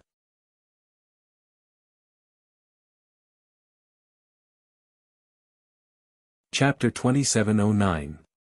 What kind of demon are you? How many years have you been a demon? Are you from the countryside? Asked Ning Shu. Ning Shu looked like a demon boss. This person really did look familiar, but there were some things he'd temporarily forget. If he had to search through his head, it would be like searching for information. Of course, searching for keywords would be much faster. Jiang Chen didn't want to say he was a zombie, so he said, "My name is Jiang Chen." Jiang Chen? Ning Shu immediately thought of the zombie he'd encountered in the tomb. This world had developed quite quickly. He remembered that it was an ancient realm. Ning Shu immediately patted him on the shoulder. I'm that. Damn, too much time had passed. Ning Shu didn't even remember the name of the person who'd entrusted him. We traveled the Jianghu together, floating in the air to help the world. Am I that little girl? Do you remember? Asked Ning Shu. Jiang Chen's reaction was very calm. Oh. Ning Shu had been excited to meet an old friend in a foreign land. Seeing such a cold reaction, Ning Shu calmed down and said, "Are you taking advantage of the chaos of the 5 elements to come out and cause trouble?" When a country was about to fall, demons were bound to appear. Now that the order of the world was in chaos, Jiang Chen, that old bastard, had come out to cause trouble. I was woken up. Why did you suddenly appear? Jiang Chen hadn't seen her for so long, but now she'd suddenly appeared. You're the one taking advantage of the chaos of the 5 elements to come out and cause trouble. If you're an immortal soul that's attached to a human body, why did you have to die? Ning Shu gasped and rubbed his nose. This kid was just like Xiao Chao. When he saw her, he was neither yin nor yang. Ning Shu asked, "What are you doing here?" "There's something in there for me?" asked Jiang Chen. Now that he saw her, the formation in the courtyard was easy to explain. Ning Shu's first thought was that medical book. Zombies didn't have bones or blood, but now Jiang Chen had blood. That's good for cultivation. Ning Shu opened the door to the courtyard, went to his room, and took out a medical book. This. Jiang Chen took it and examined it. It was his blood. He'd used it to write a medical book, so it wasn't a disgrace to his blood. Books were not easy to preserve, so it was good to have his blood. Just this one. Forget it, it doesn't matter. Those people probably aren't here anymore. He didn't know if the family had passed it down.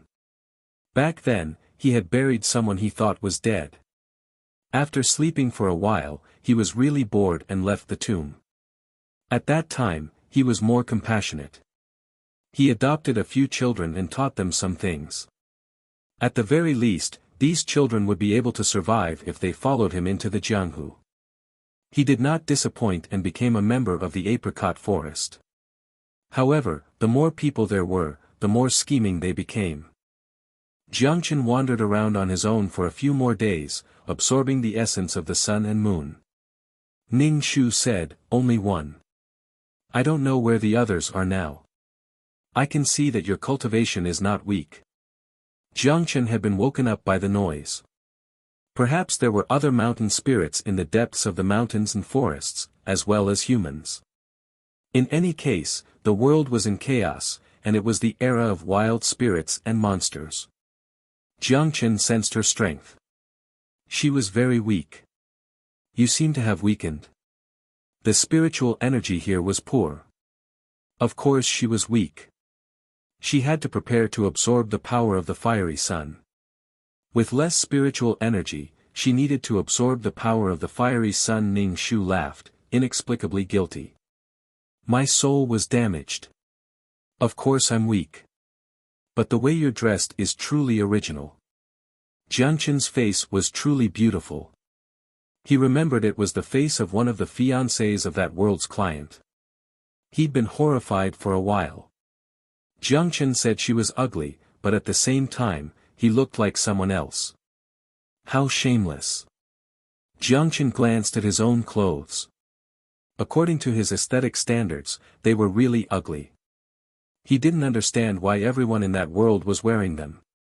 Now that he was here, he realized that the people here were starting to dress weirdly.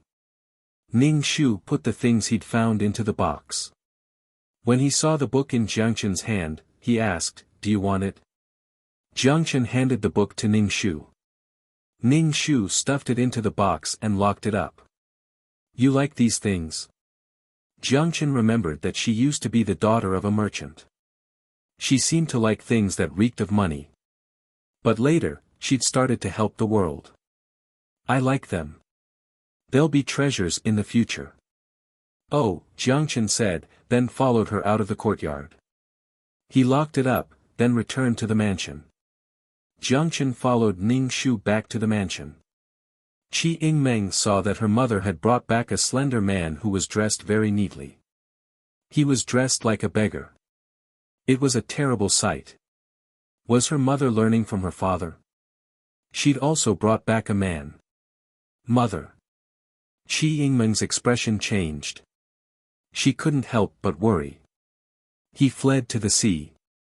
Didn't you say there was no one to take care of him at home? So I brought him back. I won't spend any money. As long as you give me something to eat, I'll do anything, said Ning Shu. Judging by his attire, he really did want to flee. But was it appropriate to find a man? If she went to school, wouldn't that mean her mother and this man were living under the same roof? If her mother did something wrong again, her father definitely wouldn't forgive her. Moreover, this man was dressed sloppily and his hair was gnawed on by a dog. However, his temperament was still very good. At first glance, he was different from others. Speaking of school, it hadn't been peaceful recently. Many patriotic and hot-blooded students planned to march through the streets and call for resistance against the invaders. However, this was an extremely dangerous thing to do. During the process of calling for a boycott, unexpected dangers would occur. For the sake of society's stability, they definitely had to step in and suppress them. Now, her mother and father had caused such a ruckus. They were even separated. They each had their own men and women. Qi Yingmeng's head was about to explode. Qi Yingmeng asked Jiangchen unkindly, "What can you do?" Jiangchen was quite puzzled. Her soul had possessed someone else's body, and she'd even had a child with him. She really knew how to play. Jiangchen had experienced a lot. He felt that souls like her, who were neither alive nor dead, were lusting after the pleasures of the mortal world. Her body wasn't good, so she left. The body died. When Jiangchen didn't respond, Qi Yingmeng became even more unfriendly. What can you do? It was inconvenient to find a man. When she thought about having a man wash their clothes, Qi Yingmeng's face reddened. I don't know how to do laundry or cook. Cleaning is tiring. Then what do we need you to do? Eat white rice? He didn't know how to do anything. Was she going to let the mansion raise him for nothing? The more Qi Yingmeng looked at him, the more she felt that her mother had gone crazy. She'd found a man like this. Then I'll go make dinner now. I'm hungry. Qi Yingmeng sat on the sofa, acting like a rich young miss. Jiangchen looked at Ning Shu. Ning Shu shrugged. Our daughters have the final say in family matters. You really don't know how to cook. /BK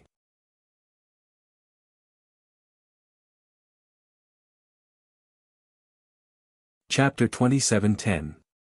Jiangchen didn't eat, so washing clothes, cooking, cleaning, and so on were really unbearable. Wait, you should wash yourself. Qi Yingmeng saw that he was so dirty. Was the food he made even edible? That's true. Wash yourself. We don't have any clothes, but we have Hongchang's clothes. Put them on, Ning Shu said. His appearance was as shabby as it could get. Ning Shu handed a set of mountain clothes to Jiangchen. Qi Yingmeng was dumbfounded. She looked at Ning Shu in disbelief. Mom, you gave him Dad's clothes. Since she was a servant, why did she have to wear her master's clothes? We don't have any clothes, so I'll let him wear them for now. Why are you making such a fuss? Ning Shu asked. Qi Yingmeng had such a big reaction when she'd brought a man home, but she was so supportive of Qi Hongchang and Yu Binglan. Ning Shu really didn't understand Qi Yingmeng sometimes. Did she think that everything her father did was right? As a mother, she should bear hardships without complaint. Only your father is allowed to meet true love. Am I not allowed to meet my true love? Ning Shu wanted to see Qi Yingmeng's reaction. She had different standards for her parents. Qi Yingmeng froze, then said, Mom, although this is a new way of thinking, I also know that when a woman makes a mistake, it's different from when a man makes a mistake. Especially when it came to rich families, warlords, and concubines. That was the national situation. Ning Shu grunted. Men could be promiscuous, but women should keep their chastity. Didn't you always say that your father doesn't love me? That I was too stubborn. Now that I'm not stubborn, why are you saying that I'm wrong? Daughter, tell me, what should I do? Qi Yingmeng wasn't a 3-year-old child. Of course she knew that her mother was blurring the point, but she had no way to refute. Mom, you marry Dad. You can get a divorce. Yu Binglan's already divorced. Didn't you say she was brave and carefree? Ning Shu shrugged. Why are you so harsh on me? You encourage others with true love, so why can't you do the same for me? There was nothing between her and Jiangchen. Besides, the horses were going their separate ways and would never see each other again. Who cares who was cuckolded? So, Mom, you and that beggar are really. Before Qi Yingmeng could finish her words, she saw the beggar coming downstairs. He was wearing his father's mountain clothes. He had a slender figure and a jade-like face. He was so pale that he looked a little pale. His temperament was outstanding. At first glance, he didn't look like a beggar at all. He was a noble young master. Ordinary people who had suffered hardships had dark yellow skin. Qi Yingmeng had never thought that there would be anyone with skin as white as his. It was so white that it was a little scary. However, he was so handsome that even Qi Yingmeng, a young lady, felt her heart race when she saw him. Even her father couldn't compete with him. Her father was almost an adult man, but this man looked like he was in his early 20s. Her mother was still young. 3 words rang in Qi Yingmeng's heart, gigolo. You know how to cook, don't you? Go cook, said Ning Shu. Jiangchen turned and left. He found the kitchen and started cooking. Mom, you mustn't make any mistakes. Such a handsome man. Her mother was alone now, so it was easy for others to take advantage of her. She felt like her mother had been snatched away, and her father had also been snatched away. She was going to be all alone in the future. Qi Yingmeng felt very irritated. She felt that her father was a little heartless. He moved into a small alley with Yu Binglan and didn't care about her mother at all. He didn't care if his daughter ate well or not. In order to save money, her mother added coarse grain to the rice. It tasted like adding sand to the rice. It was unbearable. These adults were really too willful. Qi Yingmeng had to worry about the school parade every day, and now she had to worry about her parents. Her parents had each found a partner and separated. You live your life, I live mine.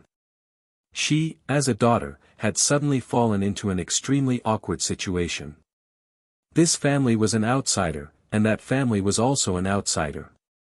Qi Yingmeng felt an indescribable pain in her heart. She could only beg Ning Shu not to make any mistakes. She'd approved of Yu Binglan and Qi Hongchang's relationship. Now, even though she had a knot in her heart, she wouldn't admit that she was wrong. Ning Shu was quite curious about whether Jiangchen really knew how to cook. If he didn't need to, Jiangchen probably didn't need to learn, right? When the sky turned dark and Ning Shu was hungry, Jiangchen finally brought the dishes over. The dishes were really well made. A flower was carved out of each radish, and the steamed fish was especially beautiful. 3 words, fastidious. Ning Shu, on the other hand, was quite surprised that a zombie could cook. Jiangchen, after a long time, you'll naturally learn. His body was undying and indestructible. He had too much time to squander. Qi Yingmeng looked at the dishes on the table and felt extremely stifled. This man was so good at pleasing people. The dishes he made were as good as those of a grand hotel. He had to capture a person's heart and stomach. She often heard concubines say this. Moreover, this person was willing to use vegetables and meat. He had fish and meat, and even stir-fried spinach. He could put on a beautiful plate. Recently, her mother had been itching to split every penny in half to spend. Why didn't she say that it was a waste? Why didn't she say that the rice, flour, and meat were expensive? Qi Yingmeng couldn't put her heart into words. Ning Shu picked up the steamed mandarin fish. Oh, it tastes pretty good. It was very fresh. Hurry up and eat. We haven't eaten much recently. Let's have a good meal, Ning Shu said to Qi Yingmeng. Qi Yingmeng didn't taste the food. She felt like eating coarse grain made her throat hurt. She felt stifled as she ate the pretty boy's food. You'll live in the future. The mansion is big, so you can pick a room. There's a study with books in it. You can read as much as you can. Qi Yingmeng almost threw her chopsticks. How could her mother be so tolerant of this person? He could pick a room to live in. Oh, Jiangchen said, then didn't say anything else. He pulled out a chair and sat down. He was so relaxed and elegant, it was as if he were in his own home. Even if Qi Yingmeng went against her conscience, she couldn't say that her father was good-looking. Qi Yingmeng was very irritable. Her mother wasn't making trouble anymore, but the things she did were still worrying. Qi Yingmeng didn't sleep well that night. She often sneaked into Ning Shu's room to see how many people were sleeping in the room. Her mother was too bold. She caught a man and brought him back. There were 2 women at home, but she didn't know how to avoid arousing suspicion. Her mother was crazy. The next day, Qi Yingmeng came to the small alley with dark circles under her eyes. She told Qi Hongchang not to live here anymore. A man had come to the house and was living under the same roof as her mother. When Qi Hongchang heard this, he almost jumped up. Feng Jia had taken a lot of money from the gallery. Could it be that she had used it all to raise a wild man? How could she spend so much money on medicine every day? /BK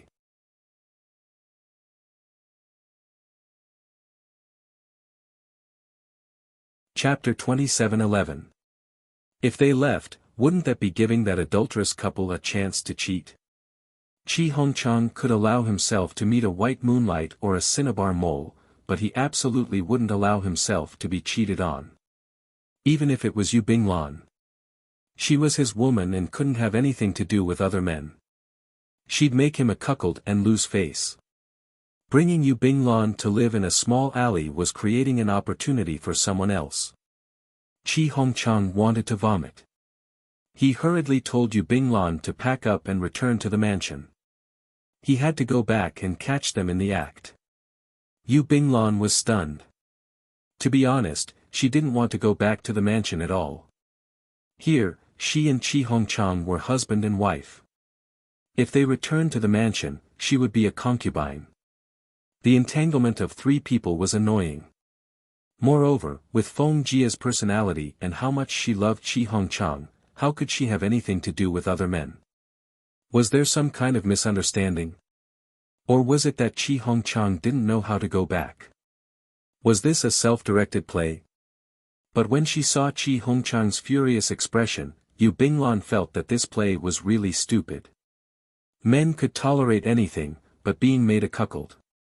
Wasn't this the same as shooting yourself in the foot? Yu Binglan wanted to go back. After all, it was quite fun to see someone courting disaster. Also, if Qi Hongchang and Feng Jia really were done for, then she would no longer be a concubine. How could a concubine sound better than a wife? Qi Hongchang brought Yu Binglan, Qi Yingmeng, and 2 servants straight to the mansion. He saw a man who looked like he was wearing his clothes sweeping the floor with a broom. The mountain outfit wasn't good, but below it was a man's cheaphouse skirt. He looked like a noble's son cleaning. It was indescribably pleasing to the eye. But Qi Hongchang's heart burned with lust. He quickly walked over to Jiangchen. Yu Binglan was stunned. There really was a man. The man's back wasn't bad, but she didn't know what he looked like. Feng Jia had probably gone crazy thinking about this man. She casually brought him home. You. Qi Hongchang reached out to grab him by the shoulder, but he was repelled by a force. Qi Hongchang plopped to the ground. His tailbone hurt so much he felt like it was about to break. Qi Hongchang yelped and couldn't get up. Yu Binglan and Qi Yingmeng hurriedly helped him up. Why did you hit me? Qi Yingmeng had long been annoyed by this person. He used his pretty face to deceive her mother. I didn't do anything, said Jiangchen, turning around. Yu Binglan was stunned. The man in front of her was really good looking. His nose was like a hanging gall, his thin lips were pursed, and the ends of his eyes were slightly raised. He was a noble young master from ancient times to the Republic of China. There was an indescribable elegance and confidence. This kind of man, everyone loved beauty. Yu Binglan felt her heart beating faster and faster in her chest. Especially since her skin was so good. With such a pair, Qi Hongchang really couldn't do anything. Qi Hongchang was old, and this man was in his early 20s. He was wearing dark clothes, but his skin was snow-white and flawless. His eyes were as black as ink. Yu Binglan only felt that the surrounding environment was blurring, and only this one person was becoming more and more obvious. Her ears were filled with the sound of her heartbeat. Ah, you're back. Please come in. What a rare guest, Ning Shu said with a smile. Why did you come back? Shouldn't they be so happy that they forgot their home? Qi Hongchang's face was so dark it was impossible to look at. Whore, you're going to be drowned in a pig cage. What pig cage? Hongchang, you've accepted Western ideals of equality, human rights, and freedom. You actually said I should be drowned in a pig cage? Ning Shu retorted, glancing at Qi Yingmeng. She'd come back in such a hurry. Qi Yingmeng had probably tipped them off. Sometimes, Ning Shu really couldn't figure out what Qi Yingmeng was thinking. Why did she take her mother for granted? It was because she was used to her mother's sacrifice, so no matter what happened, she was used to having her mother compromise. If you want to compromise, do it yourself. Don't drag others to fulfill your wishes. Qi Yingmeng's heart clenched when Ning Shu's cold gaze swept over her.